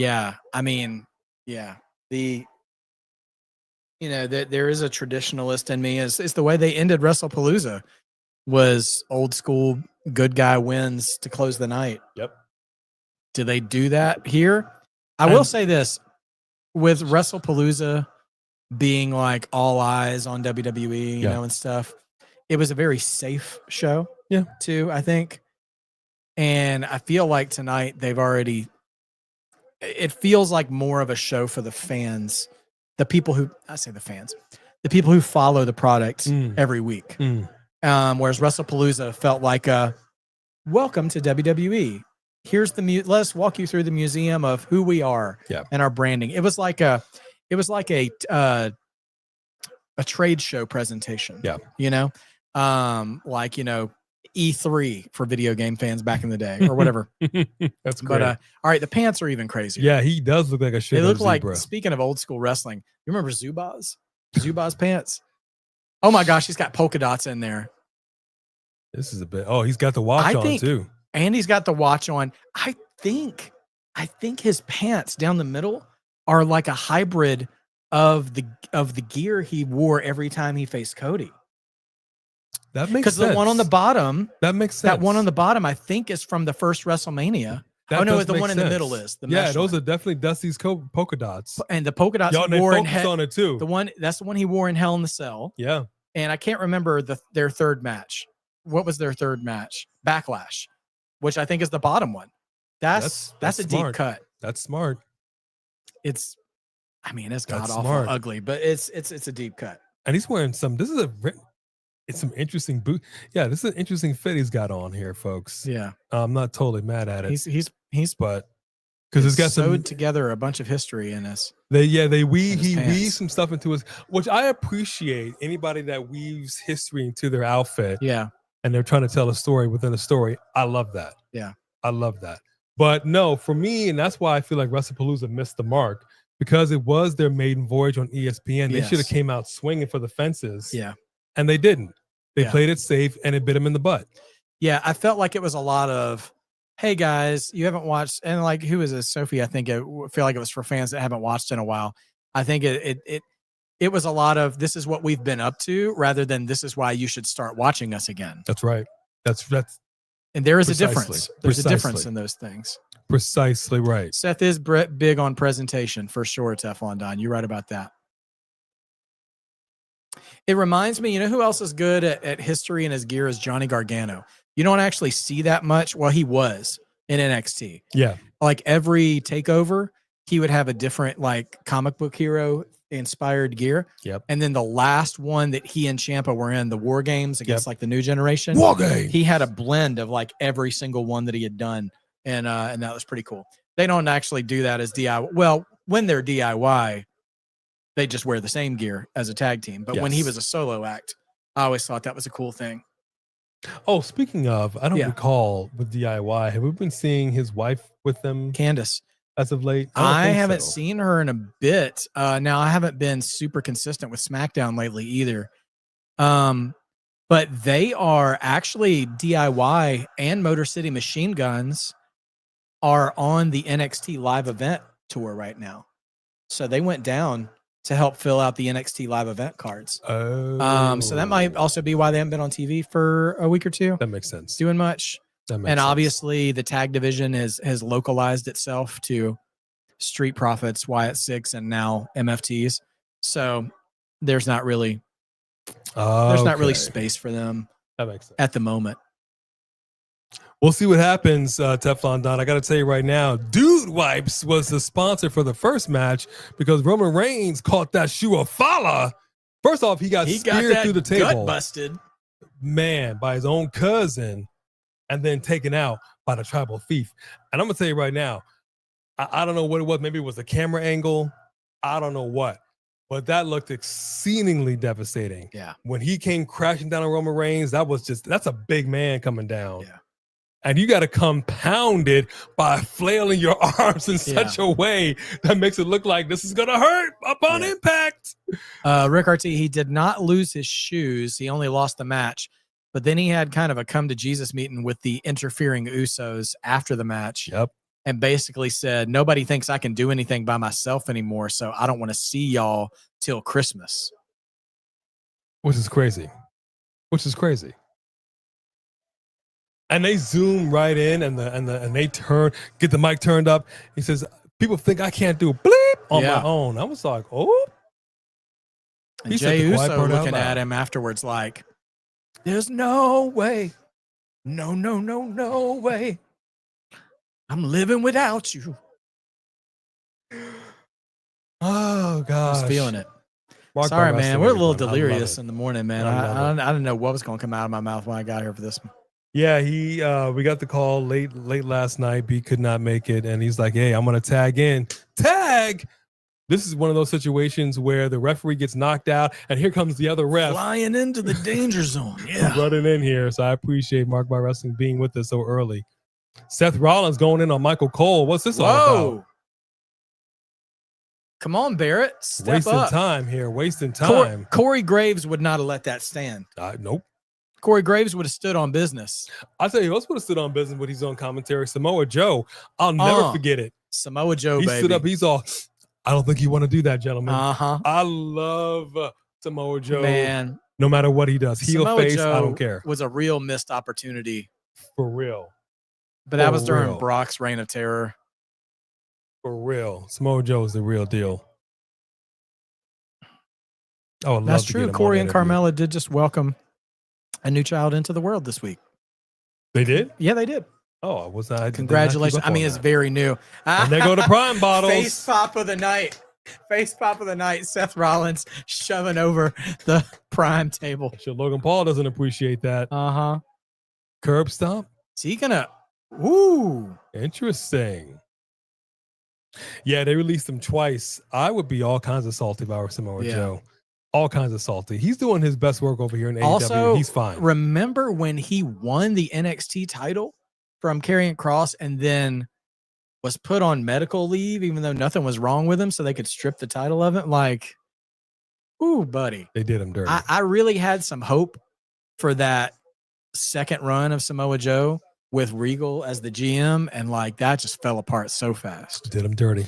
I feel like that was probably right when they decided they were going to the 2.0 idea, and Regal and Joe were both relics of black and gold. Yeah. NXT 2.0, something I want to. Which honestly, I just complained about that out loud, but I think I rather would have seen Joe stripped of the title off screen than have him put over, I don't know, Grayson Waller or any of those new guys that early into their NXT career. Even Braun Breaker. Maybe Braun Breaker I could have been okay with, but Braun wasn't world champion right away. Who was the early NXT champions back then in the 2.0 era? I'm trying to remember. Oof. Yeah, look that up. I mean, Braun got there. Yeah, they lost a lot of fans because NXT 2.0 sucked. Yeah, it was such a just hard brand change and such a big influx of new talent at the same time. Mm-hmm. They really should have eased people in. They're doing that better now, easing people in as they're phasing people out. Like you get time to get attached to a certain talent. Yeah, but the thing about it though is that NXT Black and Gold was a very niche, specific, hard. It was a very specific. It was type AEW. Of show. Okay, it was Dynamite before Dynamite was Dynamite. And then when you changed the DNA of what that show was, everybody saw it and noticed it and were like, "This is not what NXT is." Yeah, you betrayed the very thing, the very heart of what NXT was. It was terrible. Yeah, well, I mean, it was like when they changed McDonald's from like circuses with playgrounds into looking like Bank of America. Right. You know, like it was taking black and gold and splash. It was just a complete visual identity change. Yeah. And so the people who loved the way that, and the people were passionate about how it was, you know. But the thing is, and this is what's so unfortunate, is that when you're in a company and you sign a contract, you just got to go out there and sing and dance like a trained seal. Like there's nothing you can do. Right. There's nothing you can do. You just got to go out there and do what you got to do. Craig, and shout out to Craig putting over taped fists. Yeah, man. I remember. Yeah, you're absolutely right. Like taped hands used to be illegal because they used to have a taped fist match was like a hardcore match. Like that was always built that, you know, you could do more damage throwing hands with taped fists back in the day. Okay, hold on. I remember Brian Pillman and Barry Windham in a taped fist match in 1991. Justin Hallencrane brings up an interesting point. Do you think we'll see Randy get involved? We haven't really talked about Randy. Who? Orton? Yeah. Let me tell you something about Orton. Does the tour bus travel to Australia? Let me tell you something about Orton. Okay. What are we doing with Orton? I said when he came back, he had another title in his pocket. You didn't bring this man back to not win another championship. And he's teased it. Yeah. He's eyeballed it. And yet here we are. Speaking of eyeballing, is it true that Jacob Fatu eyed up Cody Rhodes last night? That I might have missed. I know he got into a thing with Drew McIntyre, but I'm not entirely sure about Cody Rhodes. I might have missed that. Okay. Because I was dealing with the dogs and all kinds of stuff, so it was hard to pay attention fully. Sure. But so far, I heard it was like a backstage segment, kind of like you looking at me like I'm short. If that's means the you want to do case, something to me. I gotta go back and watch it. I got it on the DVR. Okay. I know there are a couple things that I missed. He said he's got next. I'm fine with that. Woo! I'm fine with that. I can see Cody and Jacob. Oh, Seth with the Stardust. So we're getting some nostalgia tonight. Yeah. And I appreciate that. And I don't know why. There's a part of me that feels like I want to go downstairs and turn on the PS5 and hit Call of Duty. I don't know why I'm. Yeah. I feel like there's some subliminal messages that Right. I've been. Oh my goodness! Maybe because they got Call of Duty. Oh wow! And they're doing the dust. He tried to do the dusty. Did you the disrespect? Whoa! Nobody's hitting the.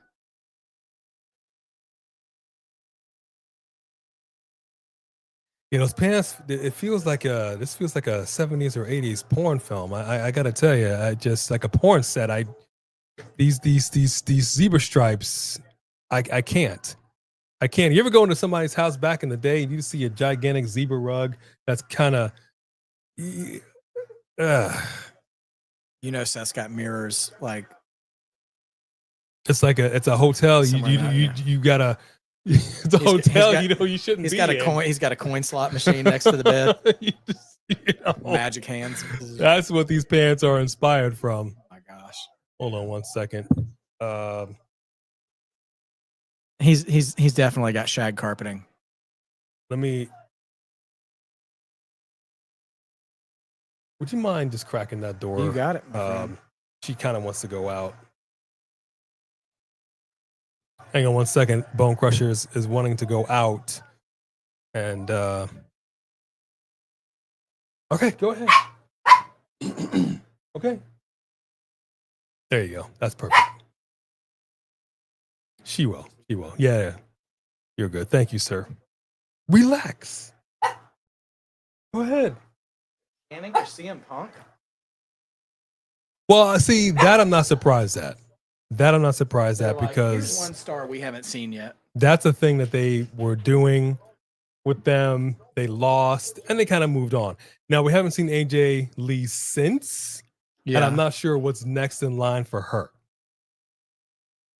Except maybe just going right back into with Becky Lynch and the IC title. We'll see. Yeah, I imagine.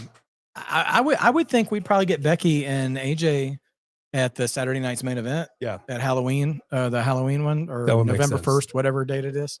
That would make sense. Oh, snap. Brandon Thomas, you've been in the hospital, my man. I'm so sorry to hear this. What's going on? I'm glad that you're here. Thank you. Does that mean that you're better? Are you still dealing with some stuff? Verta Breaker coming up. I'm totally fine with her being Sugar Shane Hurricane. Nice move by Cody Rhodes. Plants the architect, the visionary in the dirt. High blood pressure. That's you don't want to mess with that. You don't want to mess with that. I know that's serious business. I'm hoping that you are definitely much, much better now. AJ Lee versus Awesome Kong. Don't you put that evil on AJ Lee. Don't you put that evil on her. Okay. Awesome Kong. Man, that's a way back machine. Oh, it's not even Call of Duty. It's Call of Duty Mobile.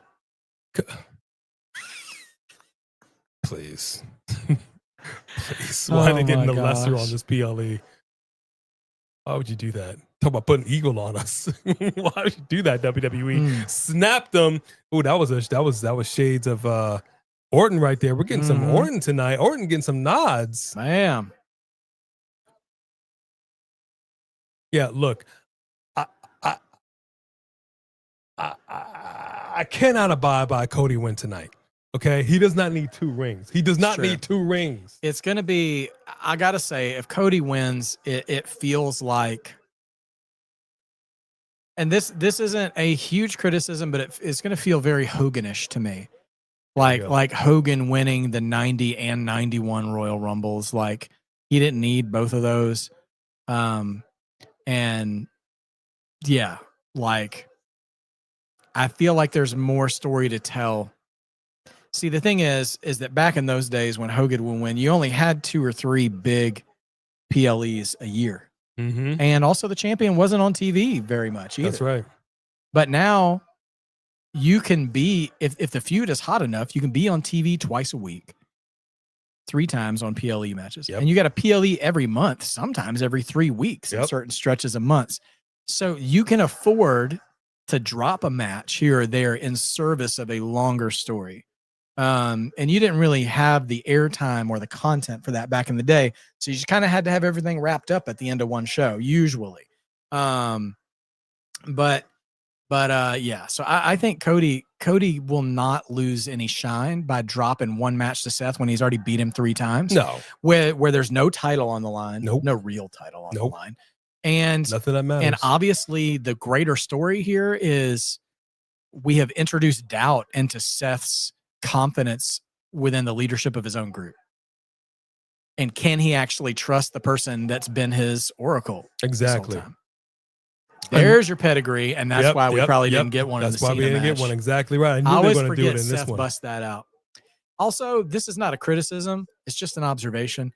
But does anybody else, especially like my Marked by Wrestling family in the chat, coalition family, who rocks with me when I play 2K, doesn't Cody's moveset kind of feel like a creator wrestler moveset in a video game? He's like, he only does the best moves. Yes. You know what I mean? Yes. But then therefore none of them actually get a pin. Yeah. I do miss that a little bit about old wrestling. Yeah. Is that every wrestler only kind of had one good move. Yeah. Otherwise it was armbar or body slam or clothesline. It was old school. But by golly, if Jake the Snake hit you with a DDT, you were dead. It was a wrap. You were selling that move until they broke the ring down at the end of the night. And let me tell you something. You want to talk about a man that has the cleanest DDT in the business? Love it. Man. Yeah. I do. Turn it around. Seth Rollins with the cover. Only 2. That ref, come on, get in there, ref. I do absolutely miss protected finishers, though, because I think that's one of the sweetest things in the game. You believing with all your heart that when somebody hit a finisher, it was done. And strangely, of all wrestlers, Baron Corbin. Yeah. That end of days. And it's so simple, you guys. It's so simple, Hunter. If you don't want your guy to win the match, don't have him hit the finisher. Thank you. That was the key to Jake. Thank you. It's like, if he was going to lose a match, which he lost a lot of matches because he was like the upper mid-card good guy. So if somebody was going to face Hogan, they went through Jake. Yep. Then just don't hit the DDT. Yep. Or you hit the DDT and the ref is knocked out. Yep. Or you hit the DDT and, the manager has distracted you and there's a good 2 or 3 minutes before you can get to the pin. Like excessive finisher kickouts really, I feel like should only be saved for WrestleMania. That's right. Not WrestlePalooza. At this point, just bring back Slick. Slick. Oh Slick my knew how to gosh. manage some people. Bring back Slick. That Okay. reverse cutter ended up looking like a coffin drop. Setting up the curb stomp. Bam. Lands it. Whoa, just like that. See what I'm saying? Yep. Kicked out of the He's curb got to hit stomp. 3 more stomps. Yep. Oh, yeah. Kicked out of the Damien curb going to bite stomp. you. Yes, right, man. The snake, man. I Gave Andre a heart attack. Yeah. I laugh so hard at Jake's comments from his WWE documentary when he was talking about when he moved on from Damien and turned heel and got the Cobra. Yeah. And he just said, you just have to be a good old Southern boy from Stone Mountain, Georgia to really appreciate his demeanor when he was talking about it. But he's like, man, I love that old snake.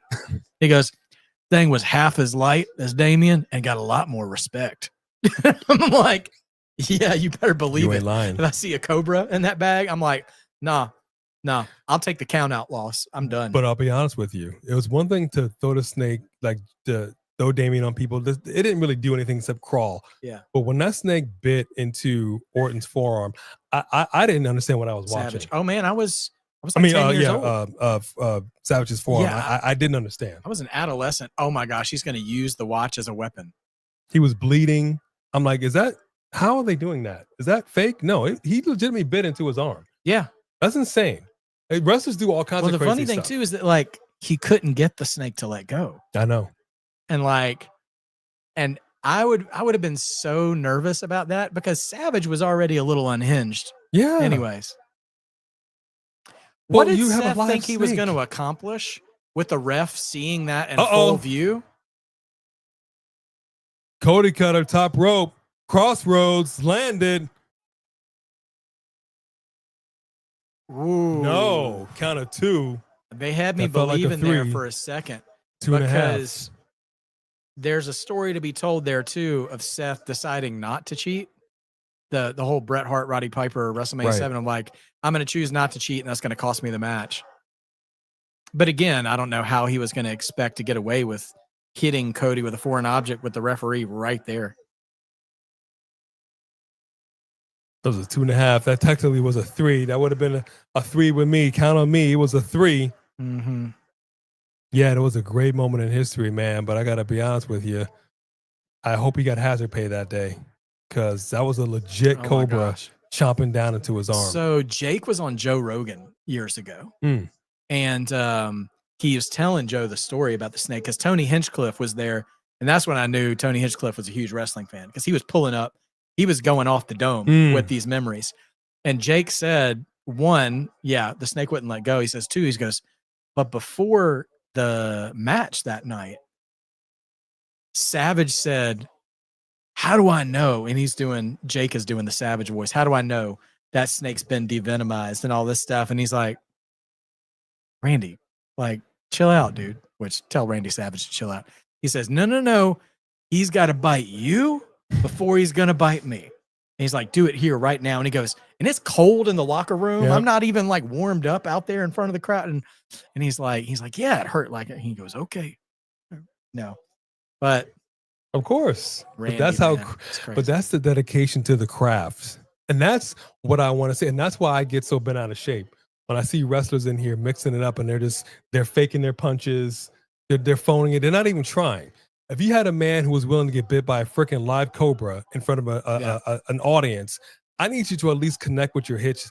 You are grown adults who are pro wrestlers. Yourself again. The trio woe spot here. Cody's trying to hang. Wow, was that a headbutt? It was a headbutt. Good Lord, Seth Rollins. Wow, around the world with a headbutt. I thought he was going to do the I've never feet. seen that before. Thank you. Coast to coast. Yes. Yeah. Abso-freaking-lutely. He could have concussed himself on that. Yeah. Take the bump, like you said. Yep. Or Flair used to say this. This is an old school thing. See this in slow motion. Oh, yeah, right in the shoulder. Head. Yeah. That's actually right in the area where his pec was torn back then. That's actually a good spot. Flair used to, he said when he was in the hotel rooms, probably, I'm assuming after the ladies left, he would hang a string and shadow box the string until the string wasn't moving.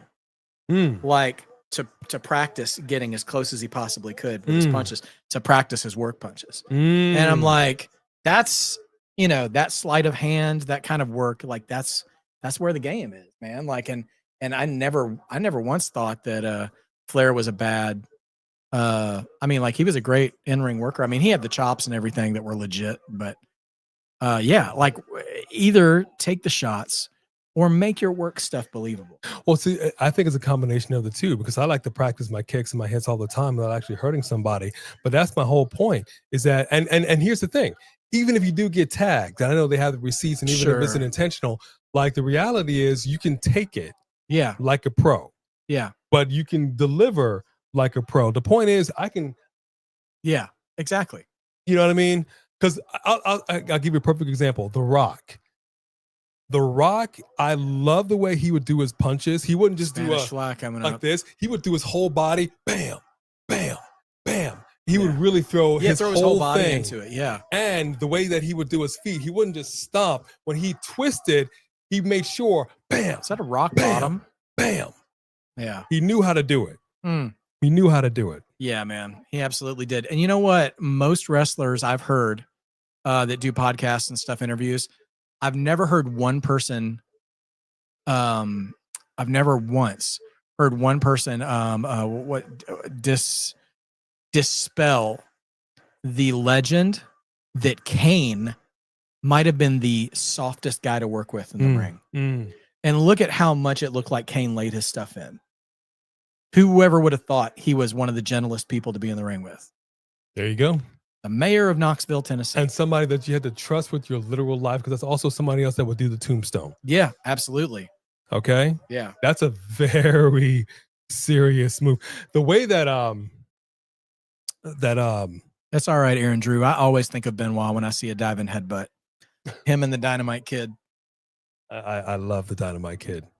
Owen Hart would do his pile drivers. He would not with his knees, but he would seed. Yeah. Yeah. And just ask Stone Cold. It can go wrong like that. Yeah. Because the knees, while you take the shock absorption of the knees, it gives more space to protect your opponent. Like, ironic that it was Owen that hurt Austin too, because Brett was chief among prophets of always protect your opponent. Absolutely. But again, cruelly ironic that he got hurt in the ring. A match that you would look at Bret Hart and go, he's phoning it in. Never. No. Point exactly. Yeah. That's somebody that made it look real every single time. Oh my gosh. Wow. Crossroads off the top rope. I don't think I've ever seen Cody bust that out. And that only got a 2 count.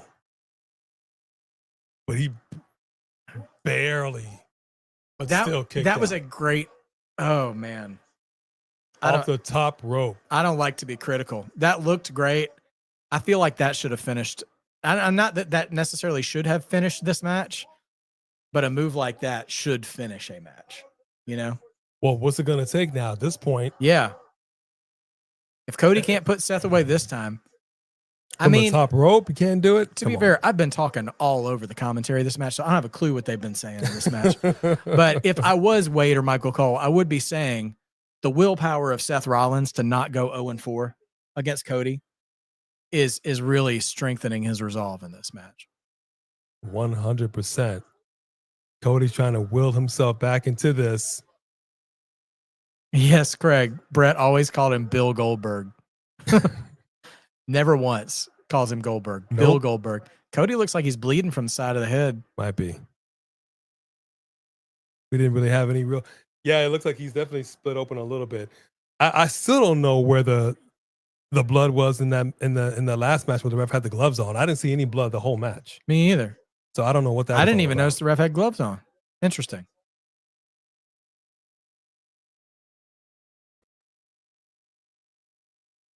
Match is still going hot. Nobody is getting the better of the other. Mm-hmm. Exchanging blows right here.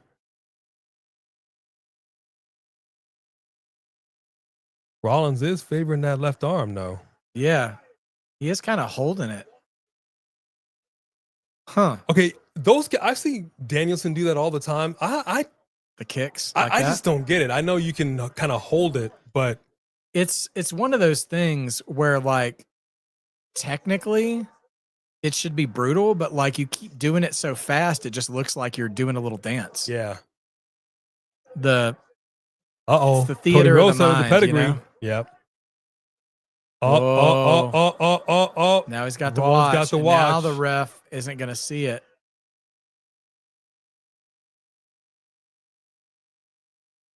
Oh, ref bump. Shenanigans. Ref Now, just got here we knocked go. out. Oh, now that was a stiff shot. That was a stiff shot. Right to the chin. He got it when it counted. Right to the chin. See, like you said, the ref didn't see it. Yep. There you go. Just knocked out Cody That's Rhodes. how you know it was a real Rolex. Glass didn't shatter. He just took a licking. And it kept on ticking. Seth Setting up really the pedigree. selling that arm. Yeah, he when is. did that happen? Stomp. Curb stomped him. He's going to go for a second one. Or what's he? Wait. Why is Is he Seth going to going try to stomp from the second rope, or is he going to? Cody's got to get into position now. Yeah, he really is selling that arm. Chat, did you see the point where Seth started selling his arm? Because this is some Bret Hart levels of selling. If he's second rope curb stomp, that's got to be it. He's wasting time on that cover. Couldn't get him. Seth Rollins with the win. with Seth no Rollins with the win. with no outside interference either. And that's something else. If they play their cards right, they could use that because he's constantly going back to the Roman well. Roman saying, I can't do this on my own. And he did. Yeah. If That is interesting. Yeah. If they make that connection again. Yeah. All right. Seth Rollins with the win, ladies and gentlemen. So we're 4-0. Yeah. There we go. And 1-1. still.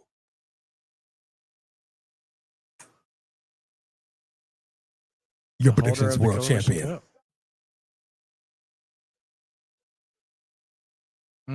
This is the right man won the match. Yeah. Cody Rhodes should not have won this match. Yeah, he's bleeding. Yeah, he probably took that. I'm sure that was a stiff stomp. Well, actually, that's the side of the face where he took the watch shot too. He caught him. He did. He caught him clean on that. You saw. Anytime you see that person's head jerk, it's a clean shot. But look at this again. Oh, might have that been where he did something to his arm? Could have been because he landed on that side of his body. But he's pulling him up there. Maybe he's just selling. Maybe. But if he is, he's doing a heck of a job. That arm looks like my arm did after I had surgery. This was all dead. Yeah. And it was just flailing. I couldn't even feel a thing. Yeah. Yeah, can we see that shot again? Let's see that watch shot again.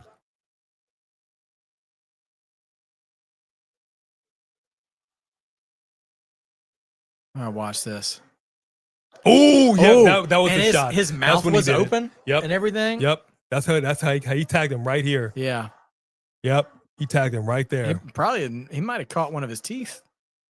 Yep. He hit him good. He hit him good. But you see what I'm saying? He's a consummate professional. So he's going to take that stiff hit. Yeah. He'll tag him back later. Yeah.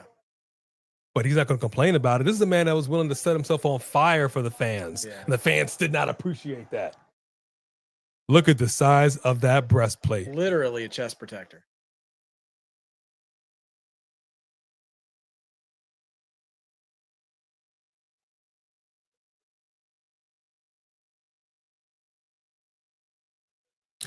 It's so funny. Triple H doesn't look so pleased with this. I don't know why. He's kind of got a little bit of a smirk, but yeah. But Seth is one of his boys too, though. You know? Going back. But interesting, like no Heyman, no Vision. Nope. He did it by himself. He did what he said he was going to do. Now we're going to hear the music. And so, like, they're not even coming out to celebrate with him, which I think is interesting. Yeah, nothing. Literally, the side plate is big enough to be a center plate. Yeah, it is. On this belt. Yeah, it really is. Okay, Triple H is getting out of the ring. He gave a nod. Are they really just going to go off air? I don't know. Triple H, as he was walking outside the ring, I saw him nod to somebody off camera.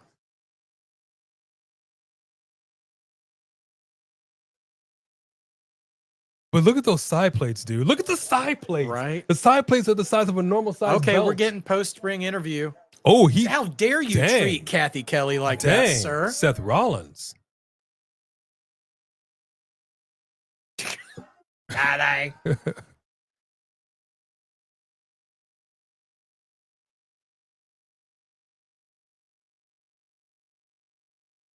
Yeah, I can see the blood on his back. Yeah. Something's got to happen. Because, no Cody Rhodes. You can't go off the air with just this. Right.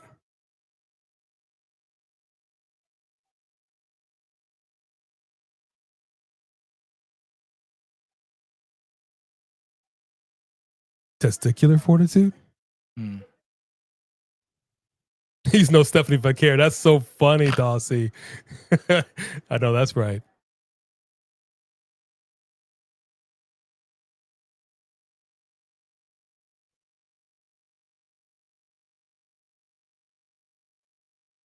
Cue the music.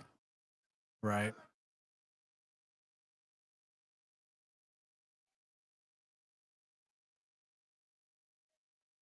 This is going on a little too long. I know, right?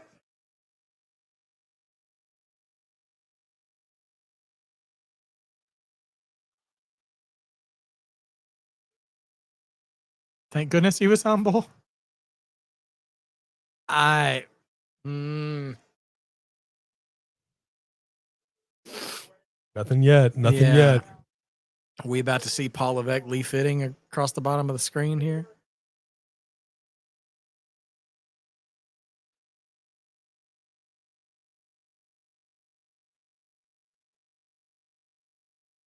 Fireworks. I mean, Seth's got so many haters. Not one guy's going to try to come out and do something. This feels unfinished. Is this how we're going to end it?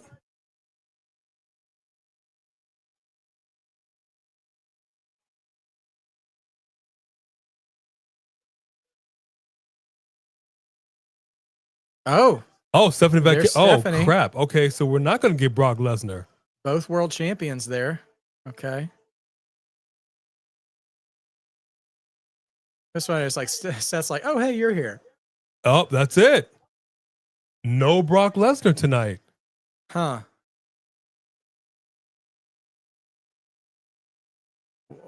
I'm going to wait till the screen goes black, but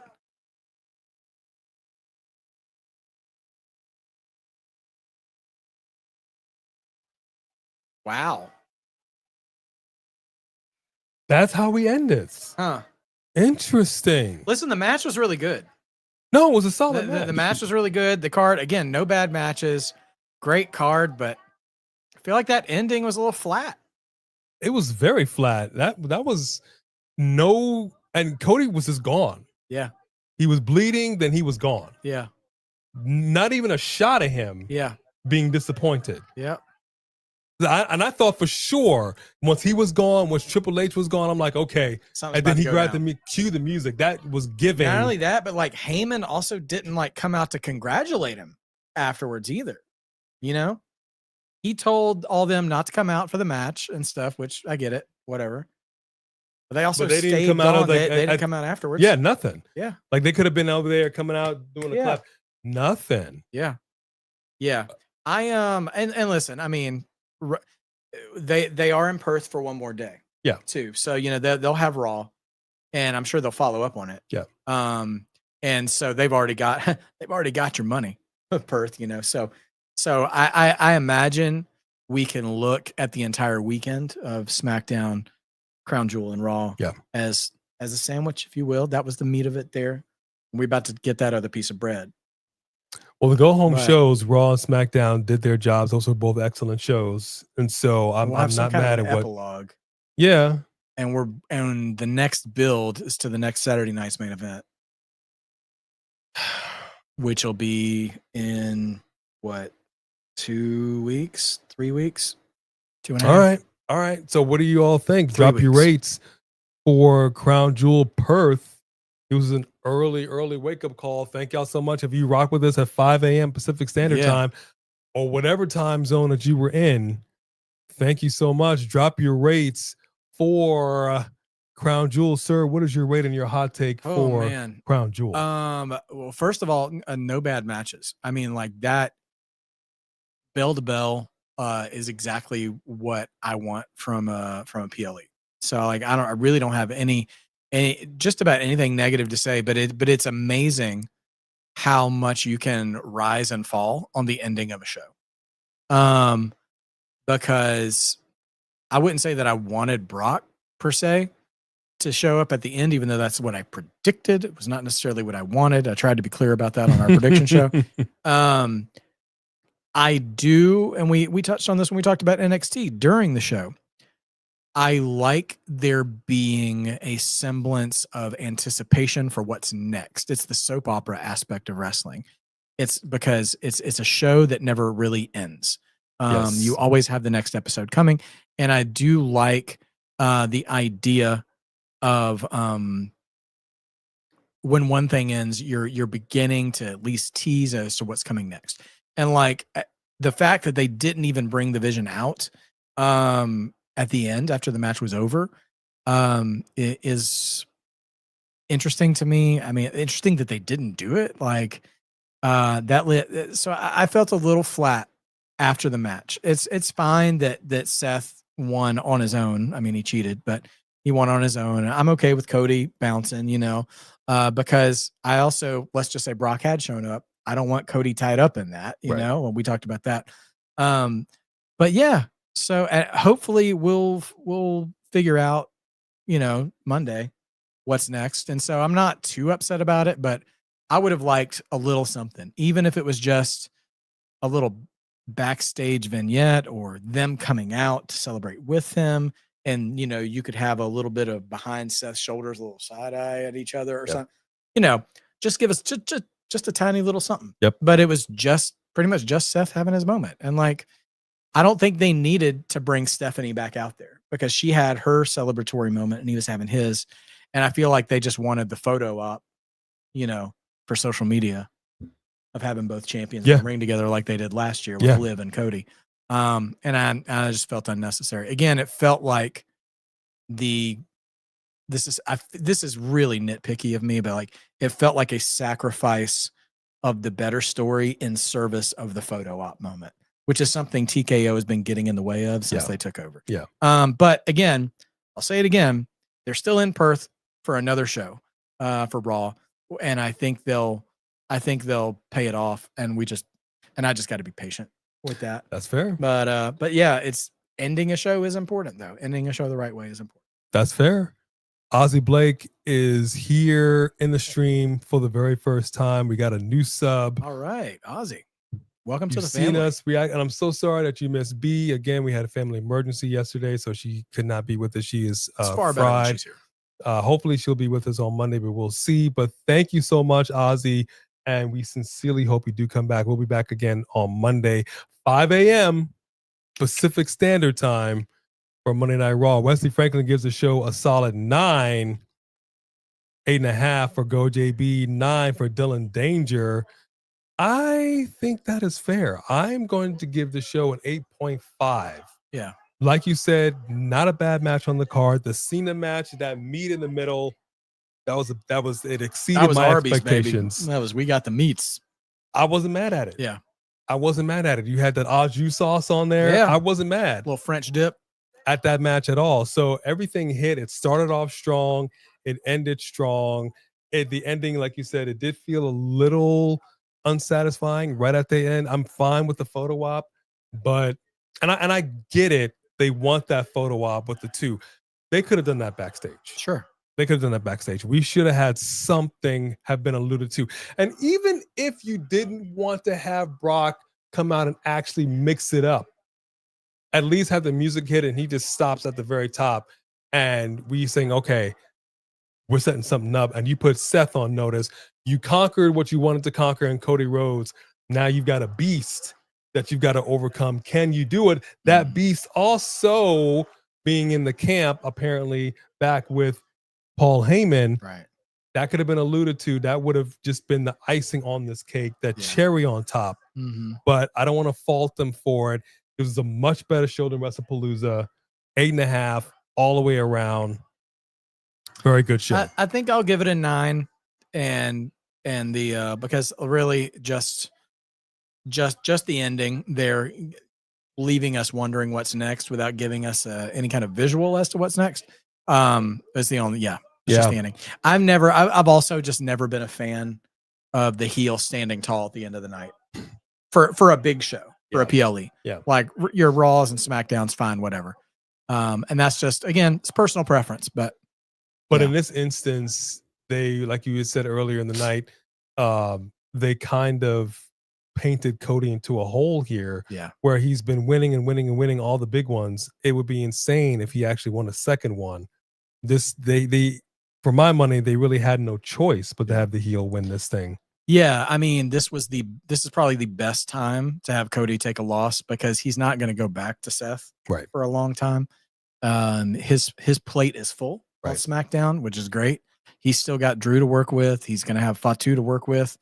There's probably others that he can work with too. So he can just move on, at that point. And Seth has got a full plate too. I mean, he's got his own faction that at some point might have tension. And then, you know, you've got Jay and Punk and LA Knight and like all these guys on Raw to work with Seth. Jay can get his head together. Yeah. I can tell you that. 10 for W Nostalgic. What's up, W Nostalgic? Said 10 out of Till Christmas. That was a great shot too. Man, that building cleared out fast. Yeah, it did. This looks like an AEW show right now. This is like Dynamite. Here comes Athena and Chero. Getting ready for Ring of Honor. Right? Oh my gosh. Birthday's tomorrow on Sunday. Well, CT Hill, guess what? You're in good company because one of my sister's birthdays tomorrow as well. So let me go ahead and give you a birthday shout since she's not here. This is your birthday song. It isn't very long. Hey, happy almost birthday to you, CT Hill. And go dogs, CT Hill. Thank you for joining us for your birthday weekend. I hope you're having a good one and enjoying yourself. Get some spirits. Oh, hell yeah.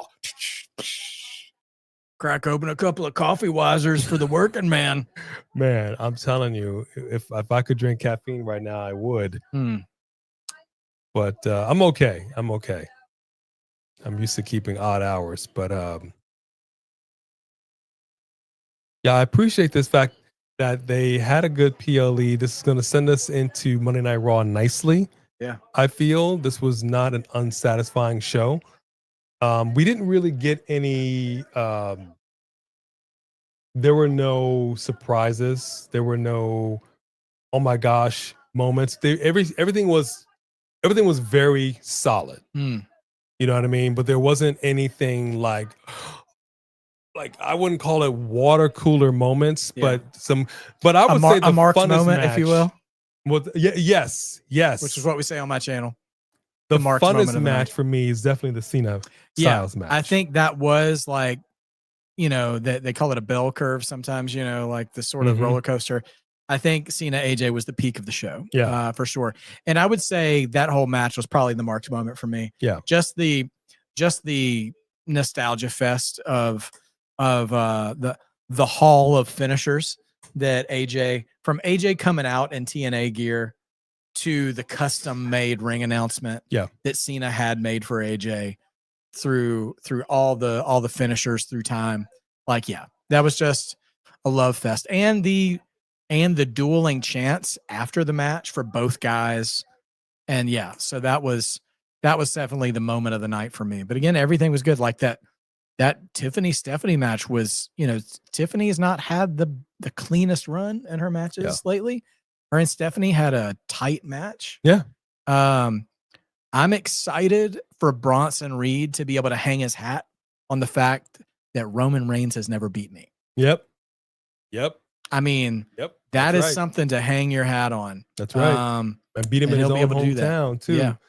And speaking of Tiffany, I would say that was probably the that might have been her best main roster match. It was her best main roster match, but for my money, if I were Triple H, I'd have to have a conversation with her. I think Tiffany really wanted to win this. Yeah. And in her heart of hearts as a performer, I think she really wanted to win this. The fact that she knew that she wasn't going to, and I said earlier on when she was coming out, it read all over her face. Yeah. And I've seen it so many times. I really need people to work on their poker face. If I can see the disappointment on you when you're walking out before the match has even begun, that just kind of blows. Yeah. Like, you got to come in this thing like you know that you're going to win. You don't, like, whatever it is, but don't lead with, I'm already losing, guys, so I'm just going to give you guys my best match possible. Yeah. That's my only real critique with that match. And it's not even something that I can say because it was a match that hadn't even started yet. Just, I don't like being able to tell from somebody's facial expressions how disappointed you are that you're not going to go over. And I feel for her in that instance. I have nothing negative to say about Tiffany Stratton. It's the booking and creative that they've done for her in this run, which is make her look less than she should. Yeah, 100%. Because I think I agree with you totally on that. Like, I actually don't have a problem with Tiffany. I just think I feel like they're just not doing anything. I feel like they're really creatively lazy with her. Yeah. Like I don't have a reason to want to watch her. Yep. I know that when I watch her matches, it will be good. It'll be fine. But like I wanted to see these other matches because I knew what was going on into this. Even the tag match, which again we said was fine, probably the least impactful of the night, if we have to rank them. But yeah, like I need, for me to like Tiffany more, you got to give me a reason to want to see her. It's like, I don't know, like being the champion is not enough. Like, I mean, I feel like Bret Hart was probably the last and maybe one of the only true wrestlers that I'm the best wrestler there is works as a character. Yeah. You know? And Tiffy Time's a nice catchphrase, but it feels like that one catchphrase is her whole personality. Yeah. And like on NXT, she had a little bit of that clueless Alicia Silverstone, daddy spoiled rich girl kind of thing. Which it seems like she still acts like that, but they've taken that away. So now it's just kind of like, why do I like you? You know? Just saying. Yeah. Just saying. And also I could see on Stephanie Vaquer's face, she was, when they were starting the match, she was cheesing a little bit. She was cheesing a little too hard. Yeah. Again, ladies, you got to have better poker faces. Yeah. When you're going into these things, don't give it all away. Yeah. Some just wait till you get behind the curtain and you can let do it what all you got. out Exactly. We'll see it on Unreal, which oh gosh bums me out. But and I got to give a critique to Unreal. I don't want to see enemies gathered around the ring talking about, okay, so I'll hit you with this and you can do this and then we'll turn around. I don't want to see that. Yeah, no, we don't need to see them see planning the match. No, absolutely not. Absolutely not. I got to do a hard stop to that. Absolutely not. I will say though, when they were training by the ring at WrestleMania, now they weren't going over their match though. Like Punk was talking to somebody else and they started talking to Charlotte, who was going over her match, about times they might have gone to the bathroom and themselves in the ring. Exactly. Hilarious to me though. That I love. But that was the conversation. Like it wasn't like, oh, let's go over this, you know, like and we didn't hear Charlotte talking about her match. No, we didn't hear any of that. And even Charlotte's like, are you guys actually talking about that? You know, and it's anyway. Yeah, like, that's fine. The kind of stuff. I don't mind seeing the backstage culture. That's fine. But I don't need to see the sausage being made. We absolutely don't need to see ever. Yeah. Ever. Yeah. Rhea Ripley out here on her birthday with the win. That would have sucked if she lost on her birthday.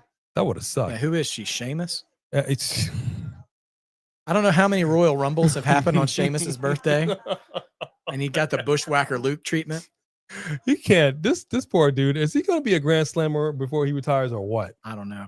Speaking of a Grand Slammer, though, there are rumors that Dom may defend against Cena.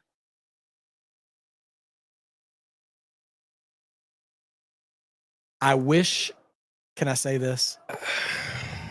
I wish there were more than 4 dates left. Yeah. Because here's what I'd do. Have Cena take it off Dom. Yeah. Let me just finish this thought because I actually don't want that to happen. But have Cena take it off Dom. Have Cena drop it to Sheamus. And Sheamus could turn around and drop it right back to Dom. But the thing is, because both of those guys deserve it. Yes. But Sheamus is the one we know actually wants it. Yes. I don't know if Cena cares, but it would be a nice thing. The thing is, we might be too late on Dom. I think they love him too much now. Yeah. And so we might have missed the boat on him losing to somebody like Cena and us actually booing Dom for it. Yeah. I think we would end up with more of a crowd response like we saw tonight, this morning, whatever.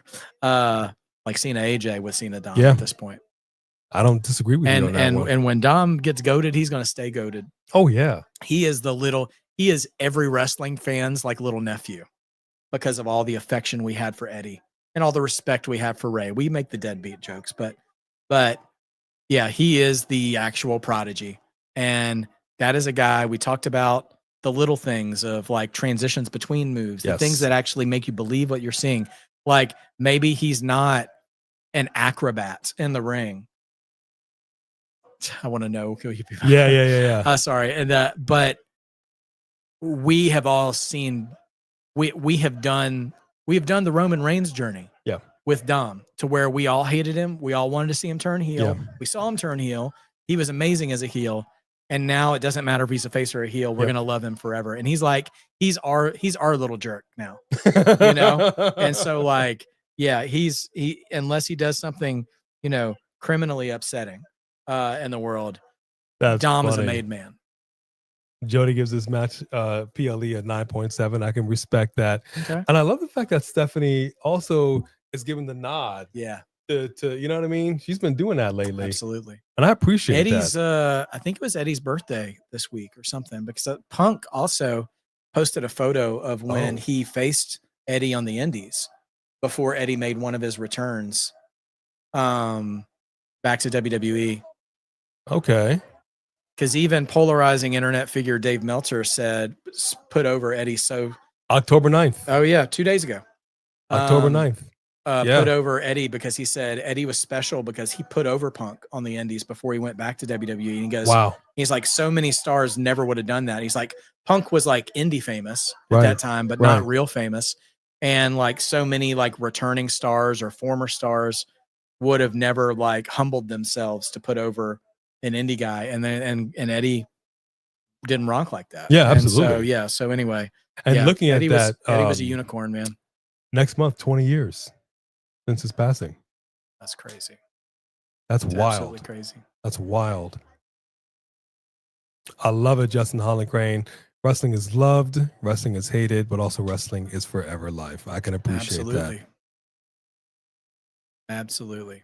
Rhea Ripley out here. Is it that's a heck of a coat she's wearing. What is the, let me see, what is the temperature in Australia? Hey, Google, what is the current temperature in Perth, Australia?